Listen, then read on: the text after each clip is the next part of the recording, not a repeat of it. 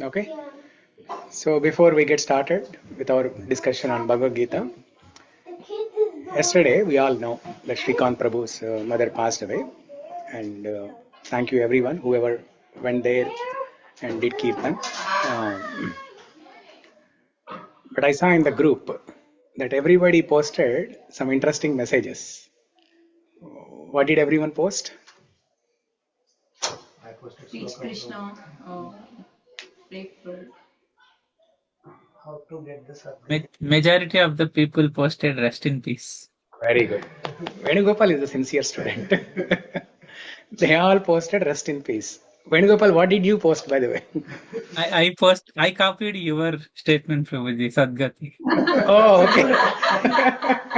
Then you are safe. Because I copied from my elders. Yeah.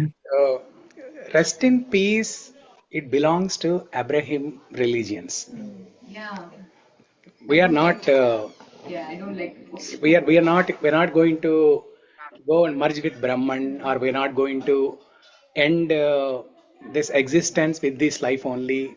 You know, people who don't believe in next life or reincarnation, people who believe that there is only one life, at the end of the life everything is nullified, all your punya, papa, everything is nullified, and whatever you do, it doesn't matter, you will go to heavenly planets.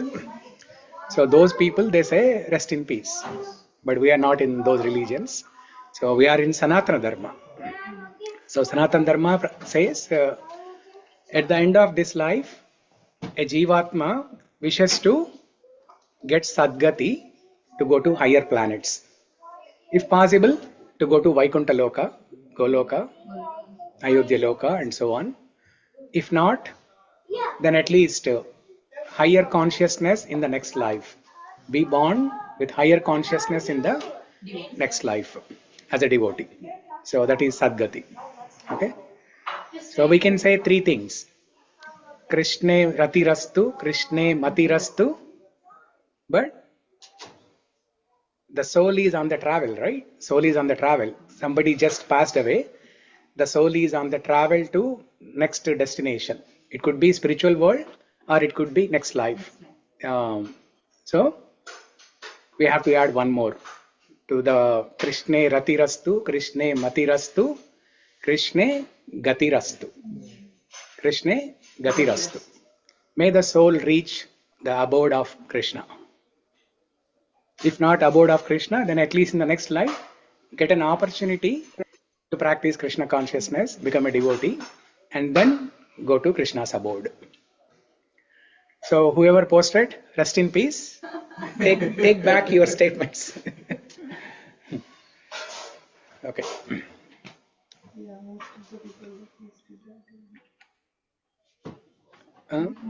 Most of them posted that. Yeah. So there is a story in Bhagavata Mahatmya. We'll come to Bhagavad Gita, okay? Because we are on this topic of. Oh, you don't know who is Shamakunda, right? She is Shamakunda. Yeah. Everyone should know her. In Bhagavata Mahatmya, there is a story. It's a real incident. It's explained in Bhagavata Mahatmya, and this is in connection with somebody leaving their body. It's in connection with death. So there was a person by name Dundukari. You heard this story? Yeah. So Dundukari was a very sinful person. He's almost like Jagai Madai. So he used to refer to different shastras and know what to do, what not to do, and he would only do what not to do. He would only do those things that are prohibited in the shastra. Okay? He would violate all the shastric injunctions and commit all sinful activities. So then one day his time has come, and then he passed away. But because of his sinful activities, he was taken to hellish planets. And then in the hellish planets, even the Yamadutas and even the Chitragupta, those people, they could not uh, find any case study of a person in the past who did sins like this, for which case what punishment was given. There was no case study like that.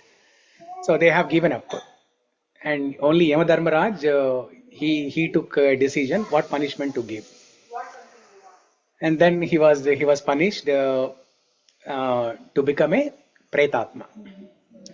So he becomes a pretatma, and he is entrapped in a bamboo stick, and then he is sent to Buloka, because becoming a pretatma is a severe punishment than getting punished in the Yamaloka. In Yamaloka, Kumbi, Pakam, those punishments where they get roasted, okay, like pakodas and bhajis. So that itself is a severe punishment. Whereas this one, becoming a pretatma, where there is no body, but the soul wants to do everything. Soul has a lot of desires, wants to do so many things. Especially a sinful person, he is always very passionate in the mode of ignorance. He wants to do many mistakes. He is restless. For such person, becoming engaged or entrapped in a bamboo stick like a pretatma is the biggest punishment of all. So he gets that punishment. And then he has a brother, devotee brother. What's his name? Okay, Gokarna. His name is Gokarna. So Krishna, you must have heard about Gokarna from South India, especially from Udupi. Yeah. Gokarna, his brother is Gokarna. So Gokarna is a very nice devotee, Krishna's devotee. So he comes to know about all these things, okay, with his austerity and piety. Gokarna comes to know that his brother Dundukari is entrapped in that bamboo stick. And then the family priest, he is consulted what to do, how to liberate his brother, how to release from that pretatma state. The family priest suggests Gokarna to do Bhagavad Saptaha and recite Bhagavatam for 7 days. So Gokarna starts reciting Bhagavatam for 7 days. And every day as he was reciting Bhagavatam, at the end of the day, each layer of that bamboo stick was getting peeled off. And at the end of 7 days, the bamboo stick completely breaks into pieces. And then a personality appears from that. A divine personality appears from that. So that Dundukari, who was entrapped in that bamboo stick, he becomes a celestial being, and then he goes back to spiritual world. So it was a real story explained in Bhagavata Mahatmya, how Bhagavatam can transform a person, not only a human being, not only a sinful person, but a pretatma. See, a normal person, even a sinful person, if he is living, he can at least hear.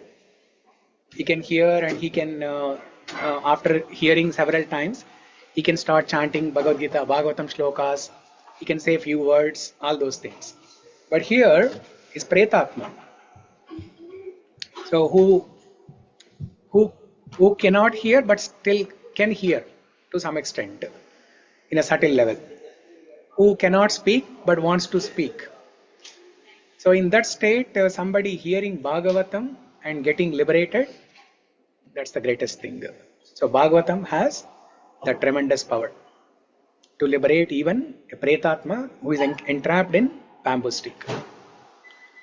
So that's why when somebody dies, the best thing that we can do is read Bhagavatam, read Bhagavad Gita, chant Hare Krishna Mahamantra, do some kirtan, do different charities, Godana, Annadana, Brahmana Dana, all those things. Okay? Giving something to giving some charity to Brahmanas. Yeah. No, that is part of that. That is part of. Hmm. So there was a question, Prabhu, why this person only liberated after listening Srimad Bhagavatam, why other people are not liberated, even though they listen the Bhagavatam? Hmm.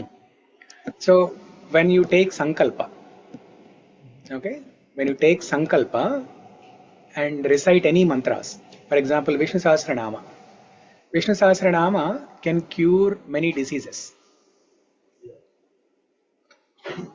But how it can cure the diseases? Let's say there is a deceased person. Deceased means not died. The English word deceased means died. Okay, a person who has disease. Okay, let's say arthritis. Now, the cure for that arthritis can be Vishnu Sahasranama if it is done in proper way. So how that should be done? One of the relatives of that person who has a disease, that patient, the relative has to take a sankalpa. They have to take their name, they have to take sankalpa, and with that intention, for 21 days or 31 days, if they recite Vishnu Sahasranama every single day, and while taking sankalpa, they have to keep a glass of water in front of them and recite Vishnu Sahasranama. And at the end of the day, give that water to the patient. If that patient drinks that every day, then there will be benefit. So similarly, Gokarna took a sankalpa for his brother and recited Bhagavatam with an intention that the benefit of Bhagavatam recitation, Bhagavad Saptaha, should go to Dundukari. Yeah, even though there could be other people in the assembly where Bhagavad Saptaha happened, but the sankalpa was taken to cure Dundukari. Yeah. So the mantra Shakti. Prabhuji, I have a question. Yeah. So that sankalpa, does anyone have to take it for us? Like, can we do it for ourselves or no? Like, if somebody is suffering from a disease, can they do it for themselves? They can also do, if there is nobody who is able to do it, yes, the same person can do it. But as we all know, right? If we pray to Krishna, if we pray to Vishnu or Supreme God for ourselves, God may or may not fulfill that. But if someone else, if another devotee prays on our behalf, then Krishna will definitely listen to that. Okay. Because Krishna will never make devotee statements or devotee promises go failed.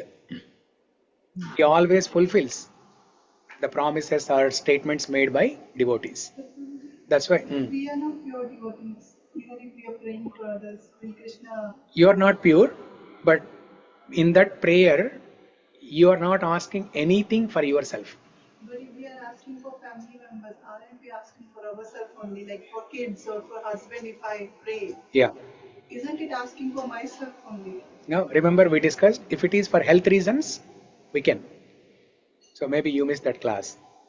Were you all there when we discussed that?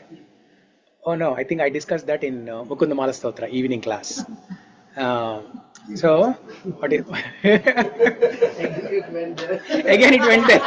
She is the one. She is the one who brought up that topic. What to do? So that is what you're always, your intention is about others. Yes. Swastyastu vishwasya kalaha prasidatam. Let there be auspiciousness for everybody. So that shloka from Bhagavatam. Let me see if I have it.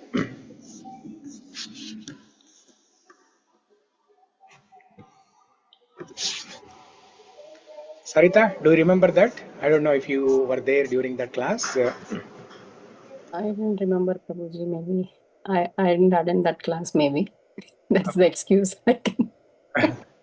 Yeah.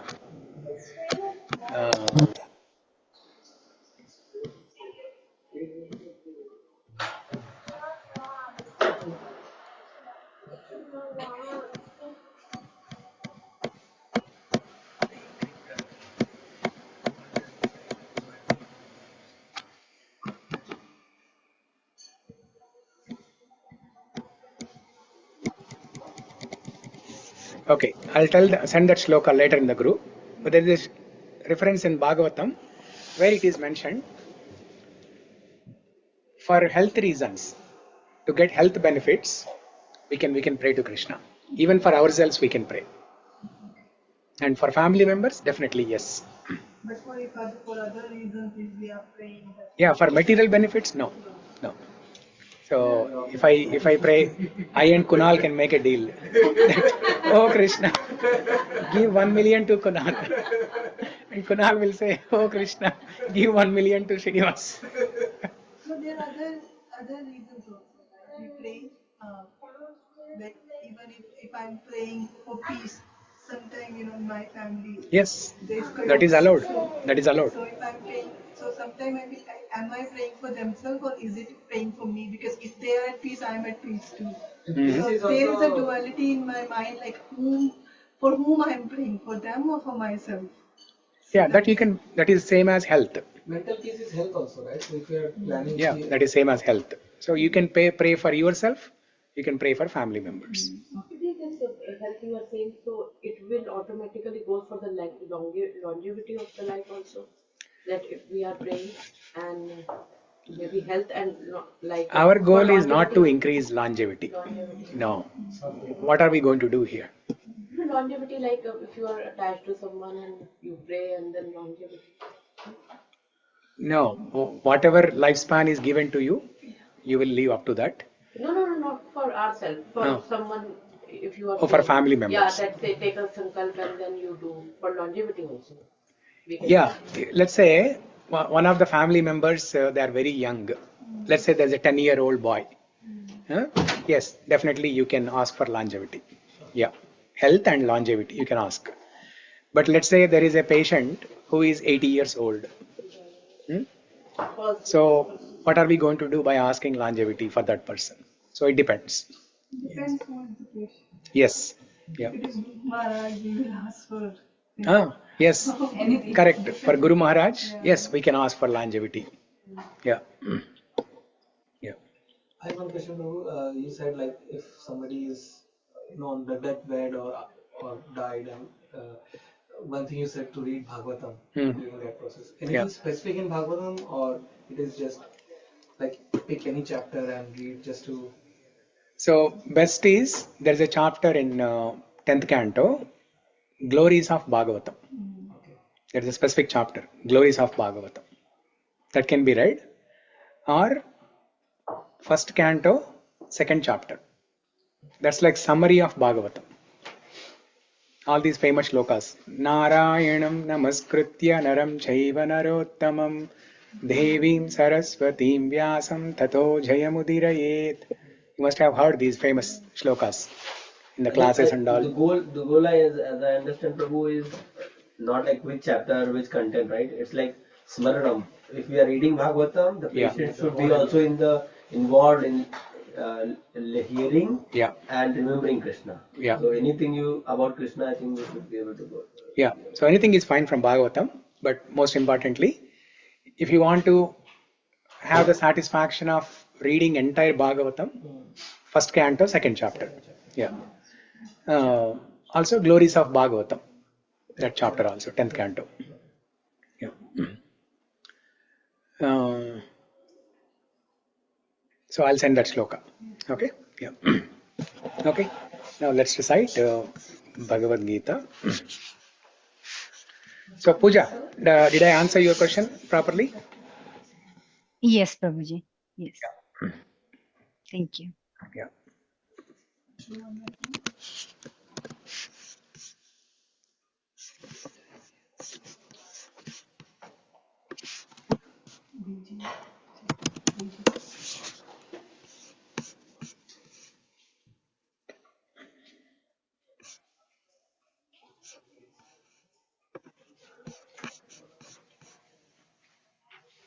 Oh, why am I getting everything in Spanish?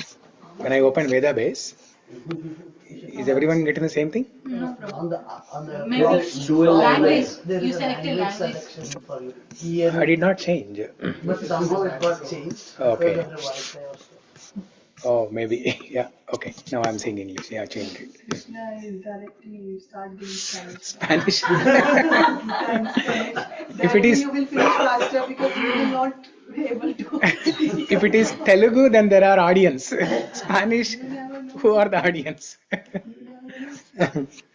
By the way, in the Bellevue class that I started on Saturday, 2 weeks ago, there is a couple from Pakistan. Nice. So are They're they at- Hindu? Are they? Or they are? I did not ask more details, What was the name? but they were born in Pakistan and There are Hindus. yeah, yeah. ISKCON temple. Bangladesh is there. ISKCON temple can be there, but there are Hindus. The Punjab and Sindh region has Yeah, that Hindus. has. There are Hindus in Pakistan, there is Hindu in Bangladesh also. Yeah. Yeah. Yeah. I mean, they are in minorities, but yeah. But they need not to be also, right? Krishna consciousness can trigger it. Yeah, yeah. Yeah. Okay. Whatever may be, Prabhuji. Careful. Be careful, Prabhuji. Yeah.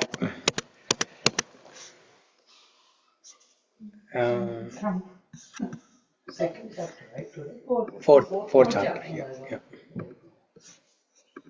Maybe we have to start from first chapter. We have some new people. We have to finish Gita in this lifetime. Now that's the goal. That is the sankalp. That's Sankalp. the finish Gita in this lifetime. No, Adi Shankaracharya says, Bhagavad Gita kinchidadita Gangajala lava kanika pita Sakrud eva murari samarchana kriyate yasya yamena nacharcha. So what does this mean? Bhagavad Gita kinchid. Kinchid means a little. Bhagavad Gita kinchid. A little Bhagavad Gita. A small shloka, one line, one word of Bhagavad Gita. Adita means to study. Even if one studies one line, one shloka of Bhagavad Gita,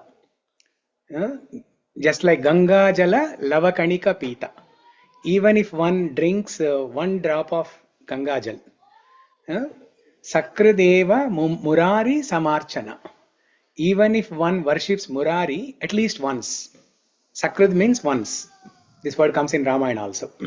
Sakrudeva Murari Samarchana Kriyate Yasya Yamena Nacharcha. For that person, there will not be any discussion with Yamaraj. The goal is higher now. At least you come here. First step. Crawl, walk. Kindergarten se upko uthna Prabhu. Half of the life is gone in ignorance. Okay. Bhagavad Gita, chapter 4, Transcendental Knowledge. Jnana Karma Sannyasa Yoga. Shri Bhagavanuvacha Imam Vivasvate Yogam Proktavanaham Avyayam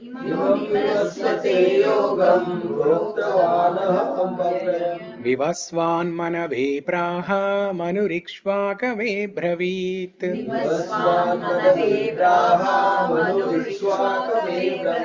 Evam Parampara Praptam Imam Rajarshayo Viduhu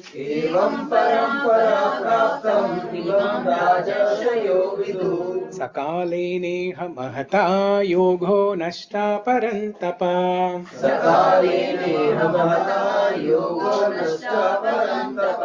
Sayevayam Maya Tedhya Yoga Prokta Puratanaha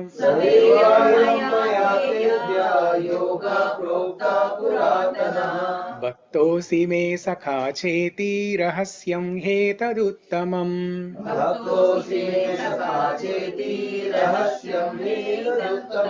Arjuna uvacha Aparam bhavato janma param janma vivasvataha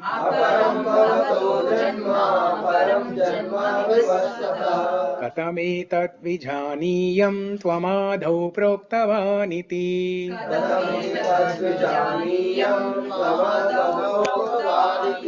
Shri Bhagavan Uvacha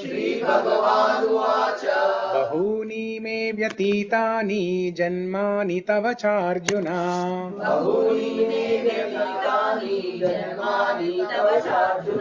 तान्यहं वेद सर्वाणि न त्वं वेत्त परन्तप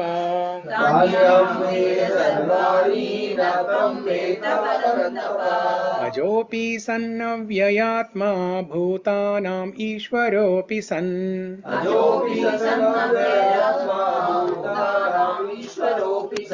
प्रकृतिं स्वामधिष्ठाय सम्भवाम्यात्ममायया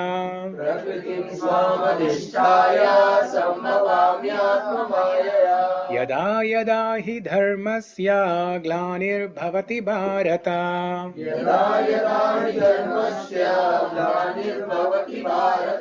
अभ्युत्थानमधर्मस्य तदात्मानं सृजाम्यहम्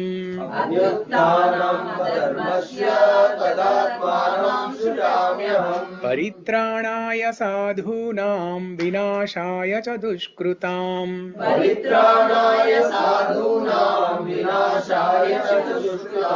धर्म संस्थापनार्थाय संभवामि युगे युगे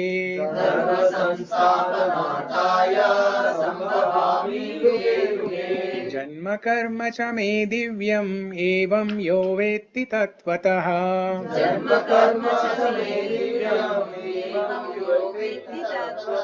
त्यक्त्वा देहं पुनर्जन्म नैति मामेति सोऽर्जुन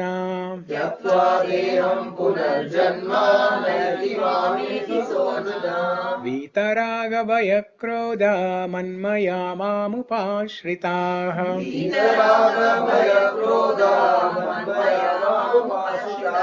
बहवो ज्ञानतपसा पूता मद्भावमागताः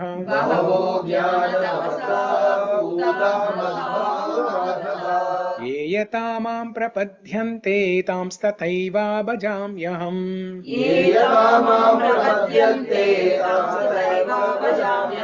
मम वर्तमानुवर्तन्ते मनुष्या पार्थ सर्वशः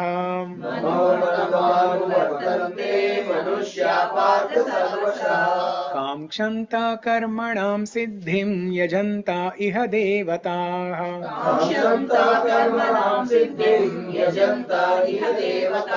क्षिप्रं हि मानुषे लोके सिद्धिर्भवति कर्मजा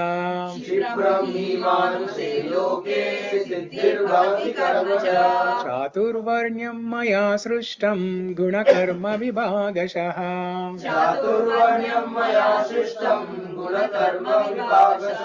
तस्य कर्तारमपि मां विद्य कर्तारमव्ययम्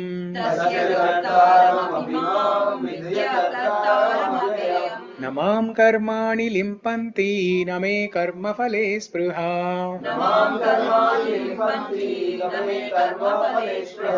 इति मां योऽभिजानाति कर्मभिर्न स बध्यते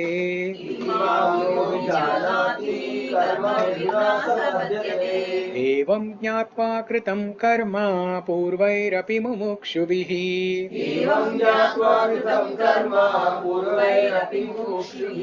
कुरु कर्मैव तस्मात् त्वं पूर्वै पूर्वतरं कृतम्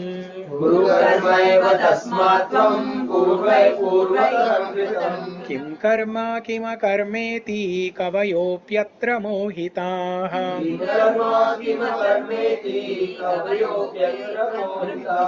तत्ते कर्म प्रवक्ष्यामि यज्ञात्वा मोक्षसे शुभात्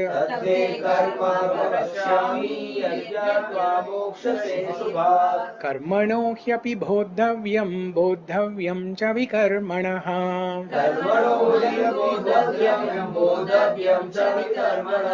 अकर्मणश्च बोद्धव्यं गहना कर्मणो गतिः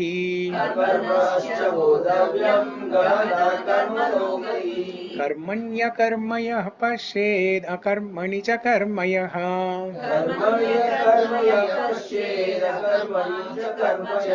स बुद्धिमान् मनुष्येषु स युक्ता कृत्स्नकर्मकृत्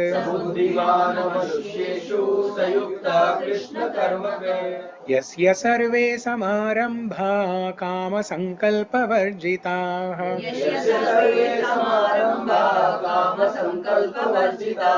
ज्ञानाग्निदग्धकर्माणां तमाहो पंडितं बुधाः ज्ञानाग्निदग्धकर्माणां तमहो पंडितं बुधाः त्यक्त्वा कर्मफलासङ्गं नित्यतृप्तो निराश्रयः त्यक्त्वा कर्मफलासङ्गं नित्यतृप्तो निराश्रयः कर्मण्यभिप्रवृत्तोऽपि नैव किञ्चित् करोति सः कर्मण्यभिप्रवृत्तोऽपि नैव किञ्चित् करोति सः निराशीर्यत चित्तात्मा त्यक्त सर्वपरिग्रहः निराशीर्यचित्तात्मा त्यक्त सर्वपरिग्रहः शारीरं केवलं कर्म कुर्वन्नाप्नोति किल्बिषम् शारीरं केवलं कर्म कुर्वन्नाप्नोति किल्बिषम् यादृच्छालाभसन्तुष्टो द्वन्द्वातीतो विमत्सरः यदृच्छालाभसन्तुष्टो द्वन्द्वातीतो विमत्सरः समासिद्धौ असिद्धौ च कृत्वापि न निबध्यते समासिद्धौ असिद्धौ च कृत्वापि न निबध्यते गतसङ्गस्य मुक्तस्य ज्ञानावस्थितचेतसः गतसङ्गस्य मुक्तस्य ज्ञानावस्थितचेतसः यज्ञायाचरत कर्म समग्रं प्रविलीयते यज्ञायाचरत कर्म समग्रं प्रविलीयते ब्रह्मार्पणं ब्रह्महविर्ब्रह्माग्नौ ब्रह्मणाहुतम् ब्रह्मार्पणं ब्रह्महविर्ब्रह्माग्नौ ब्रह्मणाहुतम् ब्रह्मैव तेन गन्तव्यं ब्रह्मकर्म समाधिना ब्रह्मैव तेन गन्तव्यं ब्रह्मकर्म समाधिना दैवमेवापरे यज्ञं योगिना पर्युपासते दैवमेवापरे यज्ञं योगिना पर्युपासते ब्रह्माग्नौ अपरे यज्ञं यज्ञेनैवोपजुह्वति ब्रह्माग्नौ अपरे यज्ञं यज्ञेनैवोपजुह्वति श्रोत्राणीनिन्द्रियाण्यन्ये संयमाग्निषु जुह्वति श्रोत्राणीन्द्रियाण्यन्ये संयमाग्निषु जुह्वति शब्दादीन् विषयानन्या इन्द्रियाग्निषु जुह्वति शब्दादीन् विषयानन्या इन्द्रियाग्निषु जुह्वति सर्वाणीन्द्रियकर्माणि प्राणकर्माणि चापरे सर्वाणीन्द्रियकर्माणि प्राणकर्माणि चापरे आत्मसंयम्य योगाग्नौ जुह्वति ज्ञानदीपिते आत्मसंयम्य योगाग्नौ जुह्वति ज्ञानदीपिते द्रव्ययज्ञस्तपो यज्ञा योगयज्ञस्तथा परे द्रव्ययज्ञस्तपो यज्ञा योगयज्ञस्तथा परे स्वाध्यायज्ञानयज्ञश्च यतया संशितव्रताः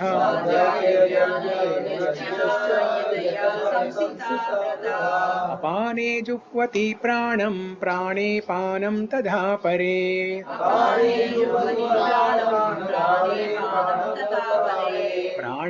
प्राणापानगतिरुद्ध्वा प्राणायामपरायणाः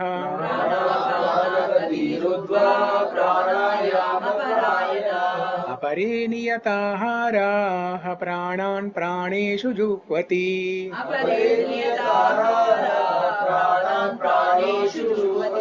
सर्वेऽप्येते यज्ञविदो यज्ञक्षपितकल्मषाः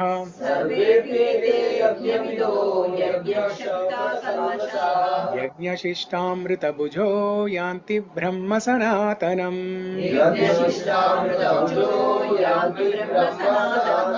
नायं लोकोऽस्त्ययज्ञस्य कुतोऽन्या कुरु सत्तमा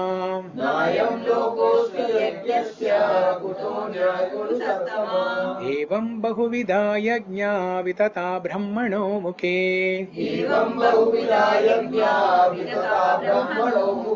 कर्मजान् विद्दितान् सर्वान् एवं ज्ञात्वा विमोक्ष्यसे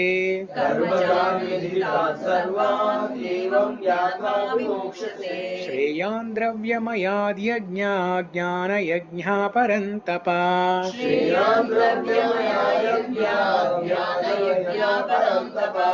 सर्वं कर्माखिलं पार्थ ज्ञाने परिसमाप्यते सर्वं कर्माखिलं पार्थ ज्ञाने परिसमाप्यते तद्विद्धि प्रणिपातेन परिप्रश्नेन सेवया तद्विद्धि प्रणिपातेन परिप्रश्नेन सेवया उपदेक्ष्यन्ति ते ज्ञानं ज्ञानिनस्तत्त्वदर्शिनः उपदेक्ष्यन्ति ते ज्ञानं ज्ञानिनः तत्त्वदर्शिनः यज्ञात्वा न पुनर्मोहम् एवं यास्यसि पाण्डव यज्ञात्वा न पुनर्मोहम् एवं यास्यसि पाण्डव येन भूतान्यशेषानि द्रक्ष्यस्यात्मन्यतो मयि येन भूतान्यशेषानि द्रक्ष्यस्यात्मन्यतो मयि अपि चेदसि पापेभ्यः सर्वेभ्यः पापकृत्तमः अपि चेदसि पापेभ्यः सर्वेभ्यः पापकृत्तमः सर्वं ज्ञानप्लवेनैव वृजिनं सन्तरिष्यसि सर्वज्ञानप्लवेनैव वृजिनं सन्तरिष्यसि यतैधांसि समिद्धोऽग्निर्भस्मसात् कुरुतेऽर्जुन यतैधांसि समिद्धोऽग्निर्भस्मसात् कुरुते अर्जुन ज्ञानाग्नि सर्वकर्माणि भस्मसात् कुरुते तथा ज्ञानाग्नि सर्वकर्माणि भस्मसात् कुरुते तथा न हि ज्ञानेन सदृशं पवित्रम् इह विद्यते हि ज्ञानेन सदृशं पवित्रम् इह विद्यते तत्स्वयं योगसंसिद्धः कालेनात्मनि विन्दति तत्स्वयं योगसंसिद्धः कालेनात्मनि विन्दति श्रद्धावान् लभते ज्ञानं तत्परः संयतेन्द्रियः श्रद्धावान् लभते ज्ञानं तत्परः संयतेन्द्रियः ज्ञानं लब्ध्वा परां शान्तिम् अचिरेणाधिगच्छति ज्ञानं लब्ध्वा परां शान्तिम् अचिरेणाधिगच्छति अग्नश्च श्रद्दधानश्च संशयात्मा विनश्यति अज्ञश्च श्रद्धानश्च संशयात्मा विनश्यति नायं लोकोऽस्ति न परो न सुखं संशयात्मनः नायं लोकोऽस्ति न परो न सुखं संशयात्मनः योगसन्न्यस्तकर्माणां ज्ञानसञ्छिन्न संशयम् योगसन्न्यस्तकर्माणां ज्ञानसञ्छिन्न संशयम् आत्मवन्तं न कर्माणि निबध्नन्ति धनञ्जय आत्मवन्तं न कर्माणि निबध्यन्ति धनञ्जय तस्मादज्ञानसम्भूतं हृत्स्थं ज्ञानाशिनात्मनः तस्माज्ञानसम्भूतं हृत्स्थं ज्ञानाशिनात्मनः चित्वैनं संशयं योगम् आत्तिष्ठोत्तिष्ठ भारत चित्वैनं संशयं योगम् आत्तिष्ठोत्तिष्ठ भारत ॐ तत्सदिति श्रीमद्भगवद्गीतासु उपनिषत्सु ब्रह्मविद्यायां योगशास्त्रे श्रीकृष्णार्जुनसंवादे ज्ञानकर्मसन्न्यासयोगो नाम चतुर्थोऽध्यायः।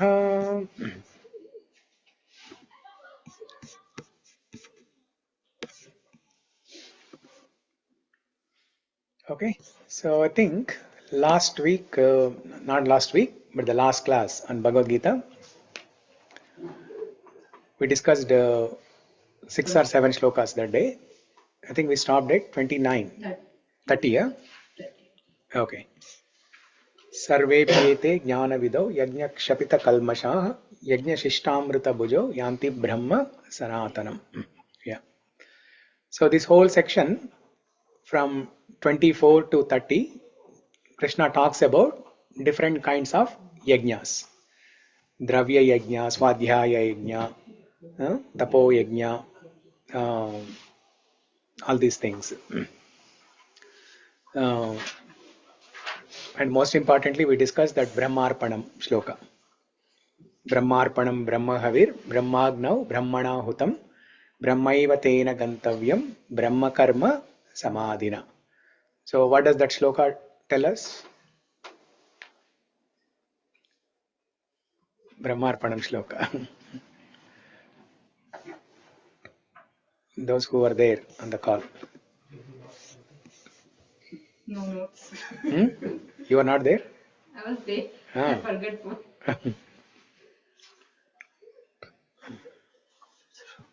You were there? I was not there. You are not there. Then you are safe. You're there, I Shamkanda? don't even remember now. You don't even remember whether you are there or not. Prabhu, this happened. I think Mataji was also I not think there. that was the before last week. What Yeah. was that? I think you were there. Before last week only, yes. Before last week, you So who messaged was that you will not be able to completely- join. It was online. I didn't Yeah. join. Last Yeah, week it was I online. couldn't join. Only 2-3 No, it was people. before that. So I was Yeah, not there. it was the. I was not there. That's You are not yeah. there. Okay. It was about the Krishna's observance of how you yourself get observed into Krishna. That's what you attain. That it's It should not be intentional, but it's by intuitional based how you get observed into Lord Krishna. That's what it is. Being oneness with Krishna.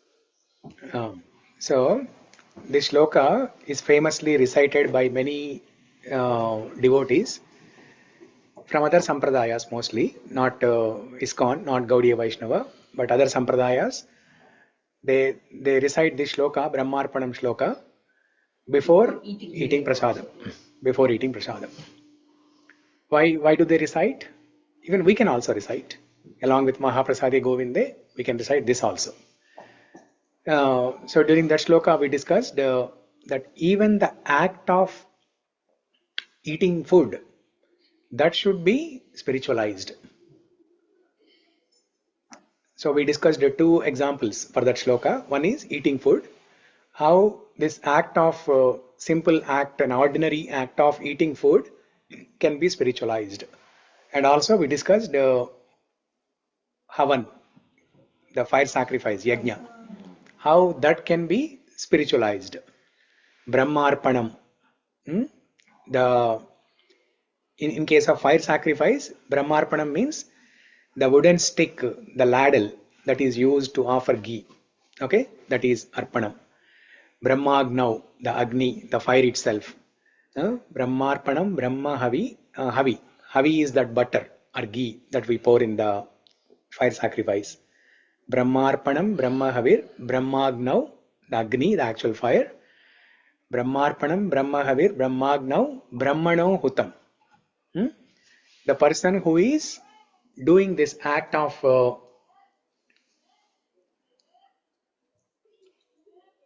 Ganesh Gosavi or Garuda Prabhu. Okay.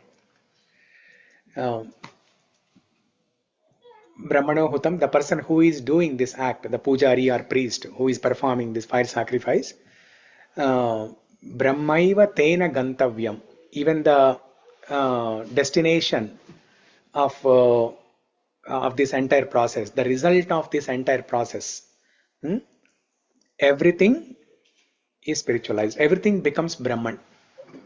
Everything becomes Brahman. The person who is doing this act becomes Brahman. The ingredients or the offering or the oblations, the butter, grains, fruits, everything that we offer in the fire sacrifice, they also become Brahman. And what is the end result of this whole thing? That also becomes Brahman. The fire also becomes Brahman.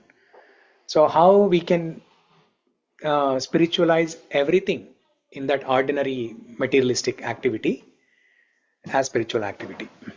Okay. So we discussed these two examples, eating food and fire sacrifice. But this Brahmarpanam shloka can be applied to every action in our day-to-day life. Every action in our day-to-day life. So let's say you are doing some gardening work. You recite this shloka so that the act of gardening becomes spiritualized. Brahmarpanam, Brahma Havir, Brahmagnau, Brahmano Hutam, Brahmaiva Tena Gantavyam, Brahma Karma Samadhina. Yeah. So it can be applied to any action in day-to-day life. Cleaning the house, recite Brahmarpanam. while cleaning the house also you recite Brahmarpanam. Or at least just before you begin cleaning the house, you recite Brahmarpanam. Anything, any activity, taking bath, you can recite Brahmarpanam shloka. Anything. So that's why no karma is added, right? No karma is added. Yeah, this is like practicing akarma. Yeah, no reaction. Okay. So and in that section, Krishna describes various types of yajnas, sacrifices, like dravya yajna. Dravya yajna means somebody giving in charity. Tapo yajna, somebody doing austerities as a yajna. Meditation, yoga, or different types of austerities, or vrata, different types of vratas, fasting vratas, ekadashi vrata, all these things. So what is the goal of all these yajnas? The goal of all these yajnas that Krishna described in this section is to get knowledge. That's the topic of this chapter, right? Transcendental knowledge. Okay? So this is one method of acquiring knowledge. What is that method? Performing sacrifices. When you perform sacrifices, when you do all these yajnas, you get purified, and as a result, you get transcendental knowledge. Krishna reveals the transcendental knowledge. When you are doing these yajnas or sacrifices, that means you are sacrificing some of your belongings. Either you are sacrificing your time, you are sacrificing your hard work, labor, or you are sacrificing your money. And in one of the shlokas we discussed how the Mayavadis or impersonalists, how they even sacrifice their identity. When they go and merge with Brahman, how they sacrifice their identity. Okay? But that's not the highest one. That's not what we recommend. Now I remember, Prabhu, I asked what is the best sacrifice. You asked, right? Yeah. What is the best yajna? So, what was the answer? Nama Sankirtana. Nama Sankirtana. Yeah. And somebody said, Nama Kirti is asking a question about Nama Sankirtana. Sri Vidya. So when you perform these sacrifices, you get purified, and then Krishna reveals transcendental knowledge. So this is one method of acquiring transcendental knowledge. But this process is not so easy. This is not so easy. In the next section that we're going to discuss today, Krishna describes what is the alternative method of acquiring transcendental knowledge. Okay, so let's start from today's shloka. 31. So in 30, shloka number 30, quickly if we read the translation, Krishna talks about the benefit of performing these yajnas. All these performers who know the meaning of sacrifice become cleansed of sinful reactions, and having tasted the nectar of the result of sacrifices, they advance toward the supreme eternal atmosphere. So this is the benefit of performing all the sacrifices mentioned in the previous shlokas. Okay. Now 31. What happens if someone does not perform any sacrifices? Okay, that is 31. Nayam lokostya yajñasya kutonya kuru sattama. Nayam lokostya yajñasya kutonya kuru sattama. Na, never, ayam, this, loka, planet, asti, there is, ayajñasya, for one who performs no sacrifice, kuta, where is, anya, the other, kuru sattama, O best among the kurus. Okay, translation and purport. Abhishek, you want to read? Yes. Yeah. Translation. O best of the Kuru dynasty, without sacrifice one can never live happily on this planet or in this life. What then of the next? Whatever form of material existence one is in, one is invariably ignorant of its real situation. In other words, existence in the material world is due to the multiple reactions to our sinful lives. Ignorance is the cause of sinful life, and sinful life is the cause of one's dragging on in material existence. The human form of life is the only loophole by which one may get out of this entanglement. The Vedas, therefore, give us a chance for escape by pointing out the paths of religion, economic comfort, regulated sense gratification, and at last, the means to get out of the miserable condition entirely. The path of religion or the different kinds of sacrifice recommended above automatically solves our economic problems. By performance of yajna, we can have enough food, enough milk, etc. Even if there is a so-called increase of population. When the body is fully supplied, naturally the next stage is to satisfy the senses. The Vedas prescribe, therefore, sacred marriage for regulated sense gratification. Thereby, one is gradually elevated to the platform of release from material bondage, and the highest perfection of liberated life is to associate with the Supreme Lord. Perfection is achieved by performance of yajna as described above. Now, if a person is not inclined to perform yajna, according to Vedas, how can he expect a happy life even in this body? And what to speak of another body on another planet? There are different grades of material comforts in different heavenly planets, and in all cases there is immense happiness for persons engaged in different kinds of yajna. But the highest kind of happiness that a man can achieve is to be promoted to the spiritual planets by practice of Krishna consciousness. A life of Krishna consciousness is therefore the solution to all the problems of material existence. Yeah. So is that the heater, Prabhu, running? It's fan. Fan. Okay. Yeah. Yeah. So without sacrifices, one can never live happily on this planet or in this life. What then of the next? So Krishna is telling what will happen if one does not perform any sacrifices. So what happens at the basic level, fundamentally, what happens if one does not perform sacrifices? They'll never be happy. Yeah, that is what is there. But the details, how one will not be happy, why one will not be happy. They caught with the materialistic world. Okay.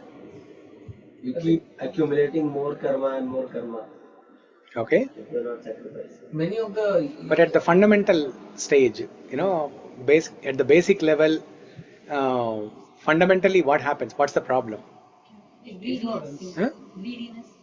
No. Ignorance. You'll be living in the ignorance. so you will, if you are not performing those yajna, even you will not get the materialistic things which is required for No.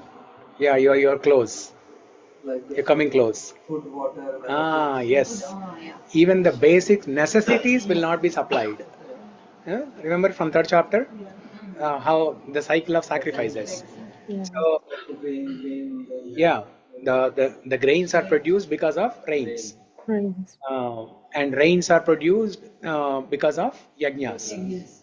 So if one does not perform yajna, even the basic necessities like food, water, air, there will be scarcity for these things. Why there is a scarcity of fresh air? Because of non-performance of yajnas. Because of non-performance of yajnas. Okay, food anyway, food scarcity has been there for a very long time. Water contamination has been there for a very long time. But in the recent times, we are seeing air contamination. But we are seeing that in the other countries, not in developed countries. Air quality is good here, but no It's deteriorating only. Air quality is deteriorating in Washington. When there is a wildfire in LA, all the neighboring cities, neighboring states also. When there's a wildfire in Vancouver, the air in Seattle also gets polluted. Comparatively, India air quality is better, but if you compare Washington is better, but if you compare Washington over the period of time, the air quality is decreasing. Yeah. So everything is getting contaminated and everything is becoming scarce because of non-performance of yajnas. So, and the reason why the so-called materialistic people, the hardcore materialistic people, karmis, even though they don't perform any yajnas, but they get food. In fact, they get food.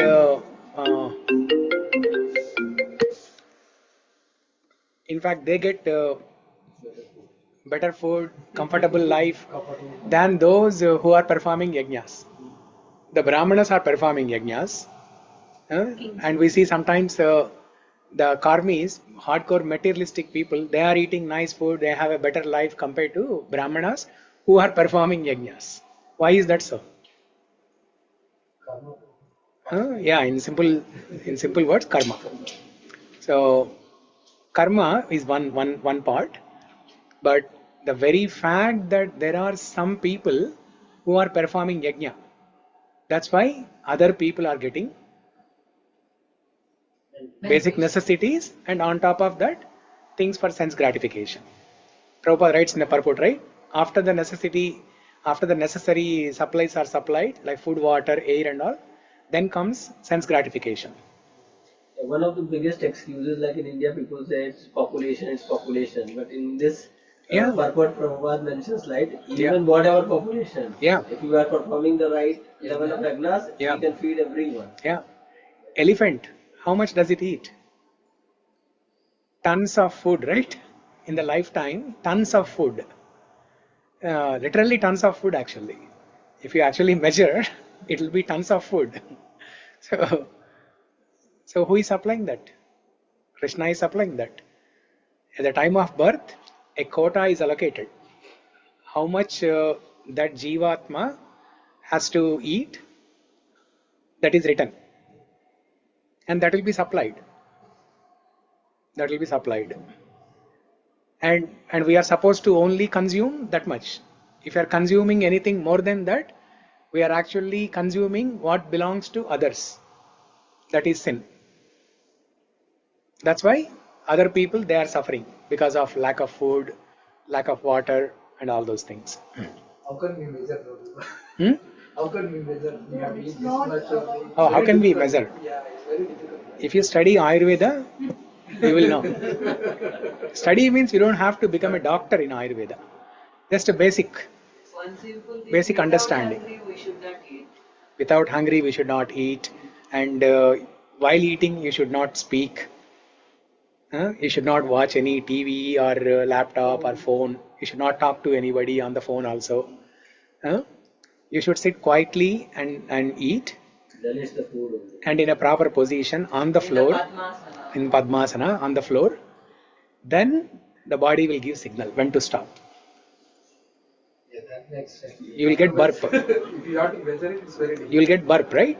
So you should stop eating as soon as you get burp. That's what we do for children, right? Never Babies. got burp while eating, Never got burp while eating. You will get, if you eat in a proper way, you will get. You are eating less then. You will get the burp, and you will notice that if you eat properly and then if you are quiet, then you can listen. I think getting the burp, there's a prerequisite that you have to be sitting alone or focused eating. I think the main, the comfort need here is the greed.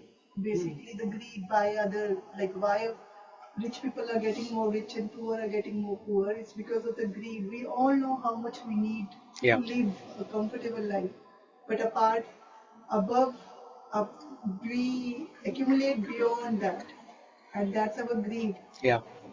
All the capitalists, they accumulate more than what they require for. Even for the generations to come, they will accumulate and accumulate. Yeah.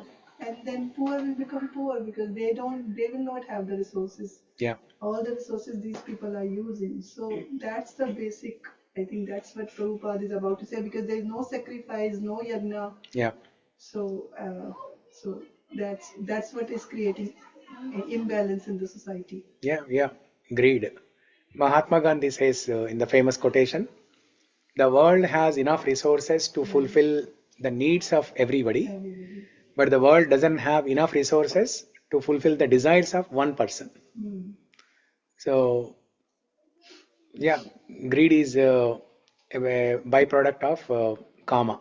I mean, even animals know how much they have to eat. They will leave the rest for the others. But as a human being, we don't know how much to leave, how much to eat, and how much to leave. Yeah, that is because of Avidya. Avidya. Yeah, avidya.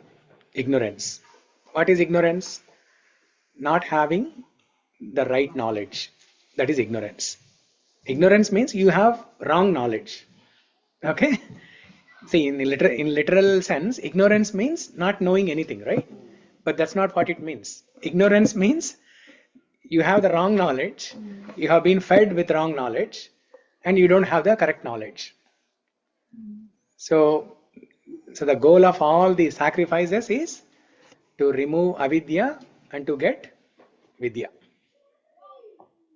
to get spiritual knowledge. So why human beings they become greedy and then they accumulate more for them, whereas animals they don't show any greediness like this? Is human beings they are showing avidya. They live day to day, right? Animals don't like prepare food for next 1 month and store like. Yeah. Isn't it because of attachment? Right? That's a different thing. Yeah. Like we're so attached with what we have. The reason Animals for don't have attachment that is also attachment. avidya. Yeah. Animals don't have attachment. They will. No, they have. Yeah. Yeah, for their families. Yeah. They have. No, but not like this. The way we. yeah. The Ah, way we- not They can't do money and making home. not like human beings. Don't We prepare for generations. For us, even basically, we are living in a comfortable house, which is fulfilling all our needs. Yeah. But after some time, We want more. to have more. Yeah. If we are driving a nice car, we want to have much nicer Better car. better car. So Yeah. animals don't have these kind of Yeah. desires. I think government should They just plan- stop plan this for a inheritance Monday or probably. Inheritance should be the first thing that Ah. should stop. Then people will naturally stop accumulating more, right? You can still do more. Inheritance of wealth. Inheritance, yeah, anything like a wealth, house, anything.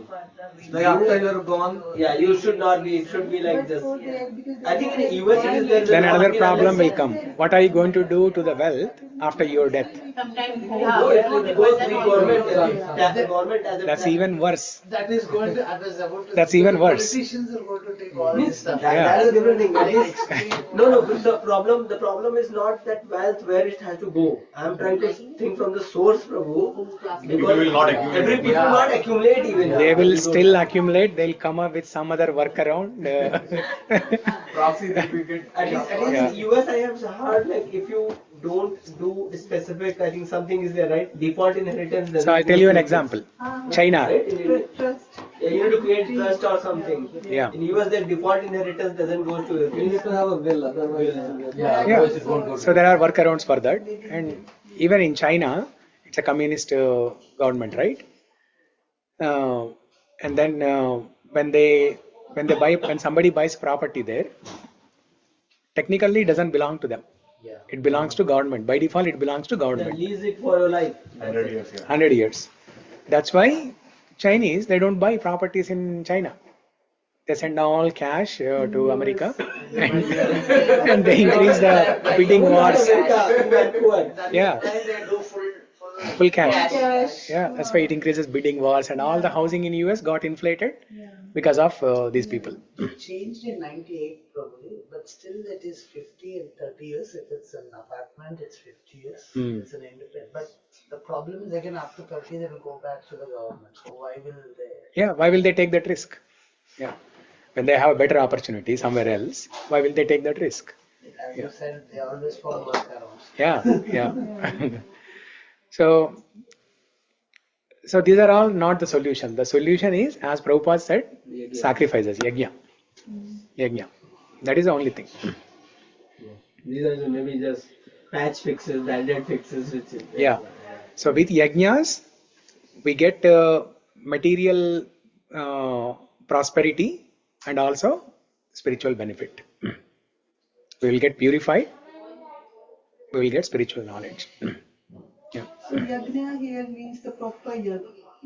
No. No, everything. Yajna means So any kind of austerity. it can be fire sacrifice.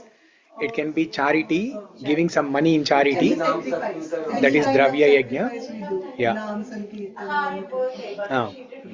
So japa yajna, that is the best of all the yajnas. But all these other yajnas are for those people who are gradually getting elevated on this path. For people who are practicing bhakti yoga, Nama Sankirtana.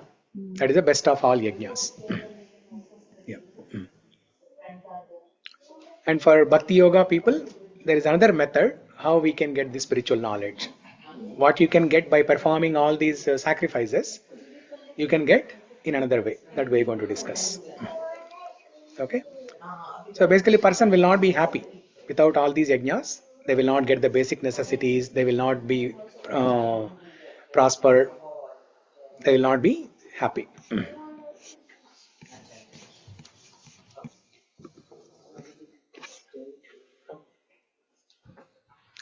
4.32 एवं बहुविधा यज्ञा विततो ब्रह्मणो मुखे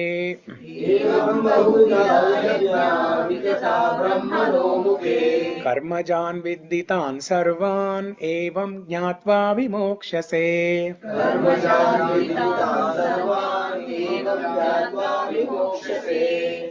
Okay, small translation and purport. Okay, Namakirti, you want to read? You can read the word for word meaning also. Evam, thus, Bahuvida, various kinds of yajna, sacrifices, Vitata are spread, Brahmana of the Vedas, Mukhe, through the mouth, Karma Jan, a born of work, Viddhi, you should know, Tan, them, Sarvan, all, Evam, thus, Jñātva, knowing, Vimokshase, you will be liberated. Translation by Sri Prabhupada. All these different types of sacrifice are approved by the Vedas, and all of them are born of different types of work. Knowing them as such, you will become liberated. Purport. Different types of sacrifice as discussed above are mentioned in the Vedas to suit the different types of worker. Because men are so deeply absorbed in the bodily concept, these sacrifices are so arranged that one can work either with the body, with the mind, or with the intelligence. But all of them are recommended for ultimately bringing about liberation from the body. This is confirmed by the Lord here from his own mouth. Yeah.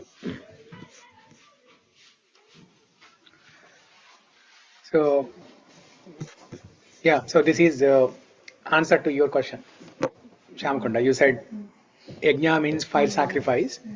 Prabhupada writes here, different types of sacrifices, no, actually in the translation, right? In the translation,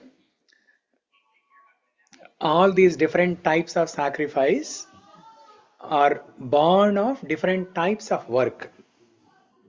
Different types of work.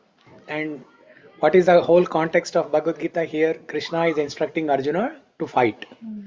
So even that fighting, the act of fighting also should be done as a yajna. Krishna is a yajna purusha. He is Bhoktaram. He is yajna purusha. He is the benefactor of all the sacrifices. So everything should be done to please Krishna. All our work should be done to please Krishna. Okay? When Krishna is pleased, everyone will be pleased. Everyone will be happy. So, and there are different types of people who have different inclinations. Some are able to earn money and then they can do some charity. They can give them some money in charity. For them, dravya yajna. Somebody who cannot earn a lot of money, for them maybe swadhyaya yajna. Not reading scriptures and getting knowledge. Swadhyaya yajna. Krishna describes that in one of the shlokas in this section.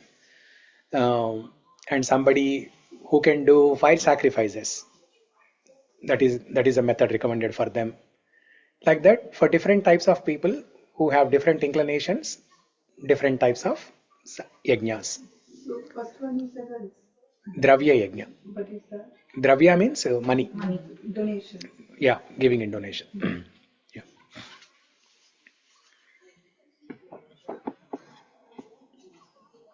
Okay. And Prabhupada writes, all of them are recommended for ultimately bringing about liberation from the body.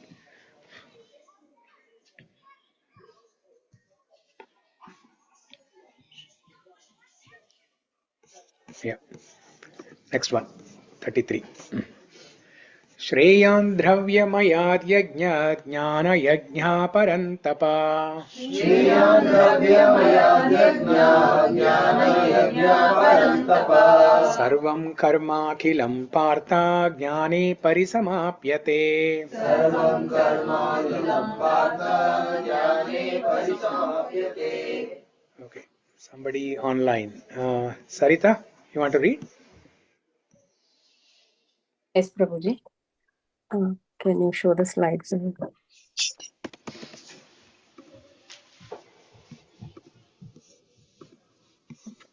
What word meaning also, Prabhuji? Yeah, this one, the 33, translation and purport. O charioteer of the enemy, the sacrifice performed in knowledge is better than the mere sacrifice of material possessions. After all, O son of Partha, all sacrifices of work culminate in transcendental knowledge. The purpose of all sacrifices is to arrive at the status of complete knowledge, then to gain release from material miseries, and ultimately to engage in loving transcendental service to the Supreme Lord, Krishna consciousness. Nonetheless, there is a mystery about all these different activities of sacrifice, and one should know this mystery. Sacrifices sometimes take different forms according to the particular faith of the performer, who, when one's faith reaches the stage of transcendental knowledge, the performer of sacrifices should be considered more advanced than those who simply sacrifice material possessions without such knowledge. For without attainment of knowledge, sacrifices remain on the material platform and bestow no spiritual benefit. Real knowledge culminates in Krishna consciousness, the highest stage of transcendental knowledge. Without the elevation of knowledge, sacrifices are simply material activities. When, however, they are elevated to the level of transcendental knowledge, all such activities enter onto the spiritual platform.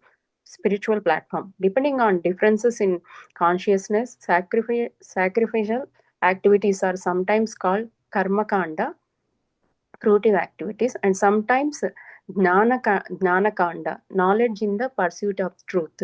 It is better when the end is knowledge. Okay. So Krishna is summarizing the previous 6-7 shlokas here, the entire sacrifices section. He is summarizing here. Shreyan dravya mayat yajña jnana yajña parantapa. Sarvam karmakilam partha jnane parisamāpyate. All sacrifices culminate in transcendental knowledge. The goal of all sacrifices is to get spiritual knowledge. But he is giving little more details here, saying that sacrifices performed in knowledge is better than mere sacrifice of material possessions.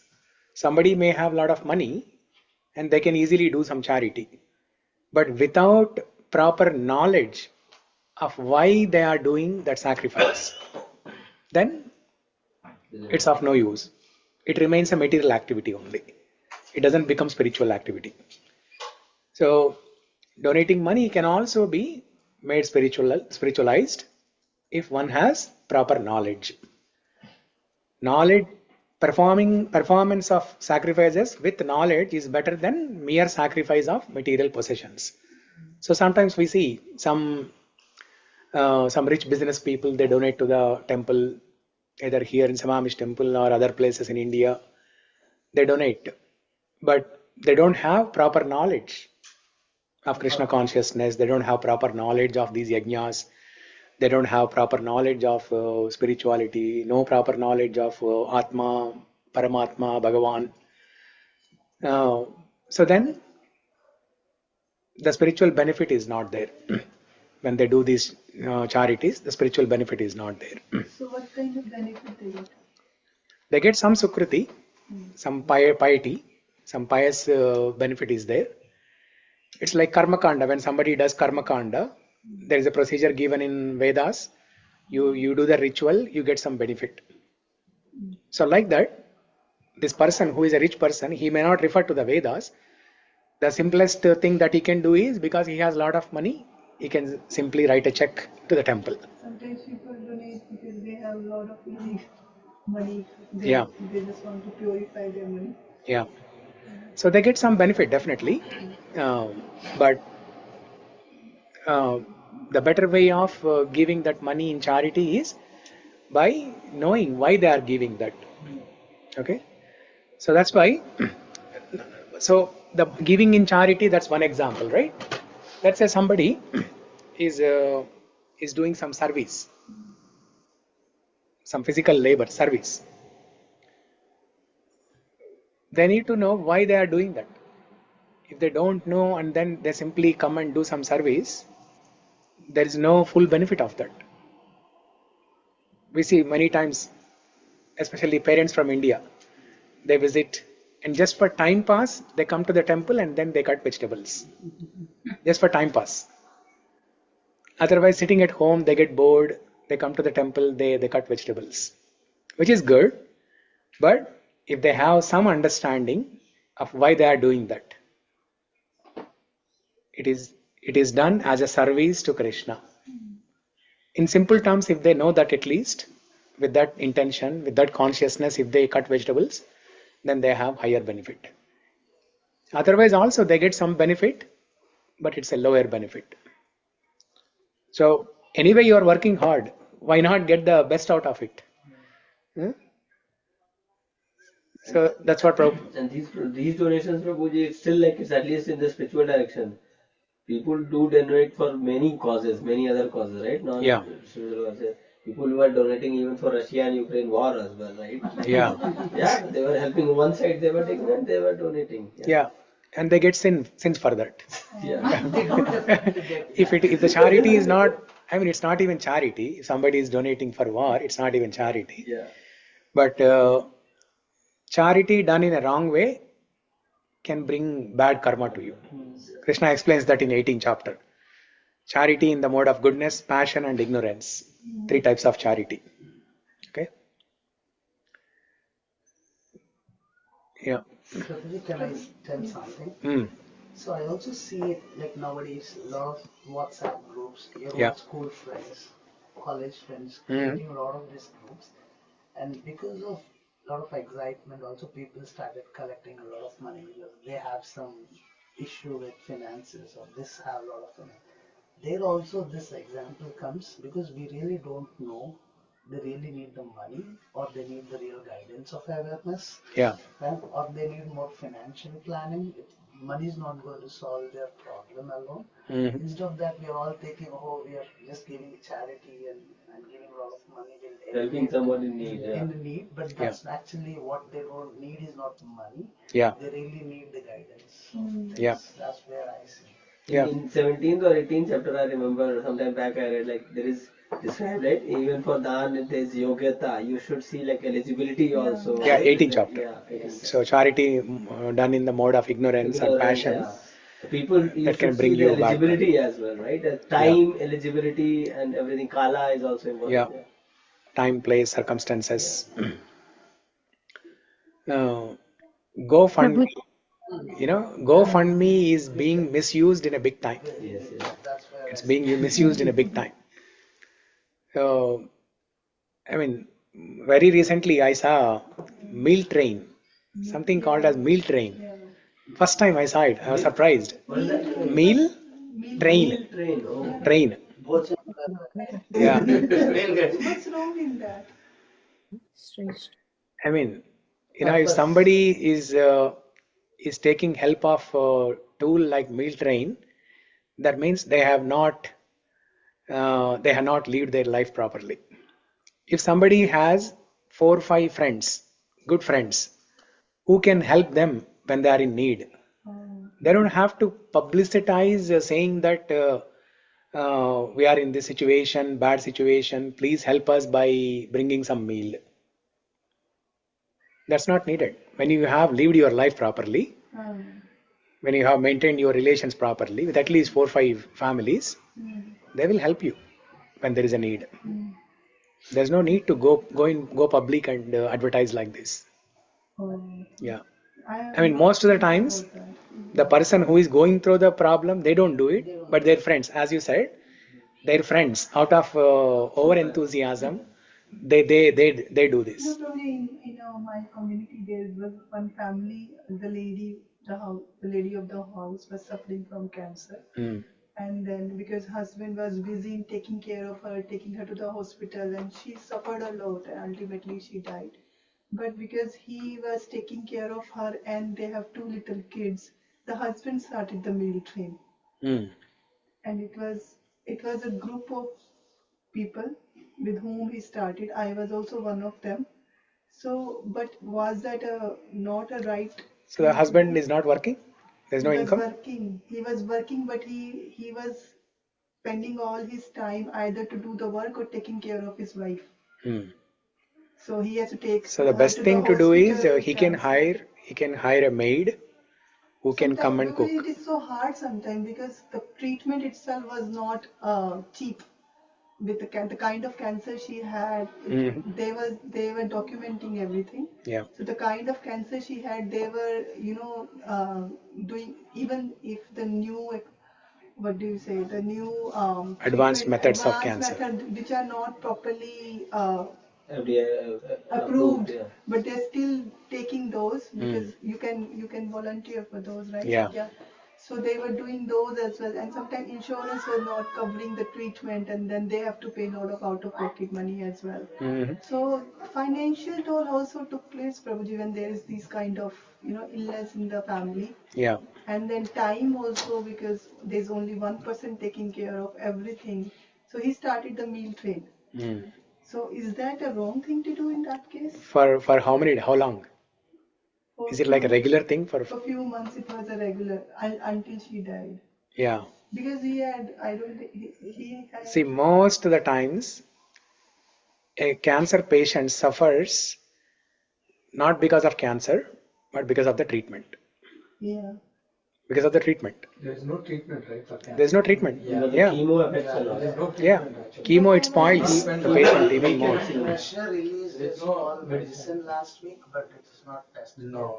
Yeah. So probably whatever the case may be, the question is like they did their best, whatever the knowledge and resources they have. They don't have to. They don't have to spend all that money and treat the patient and make the patient suffer even more. Rather, I mean, if the situation can be improved, there are some cancers which can be cured. Early stages. 2-3 types of cancers, okay, can be cured. Prostate cancer, breast cancer, these can be cured. But most of the other cancers, there's no treatment for them. Blood cancer and all that. Yeah, there's no treatment. I think the one point which in all this conversation I got is what you were saying.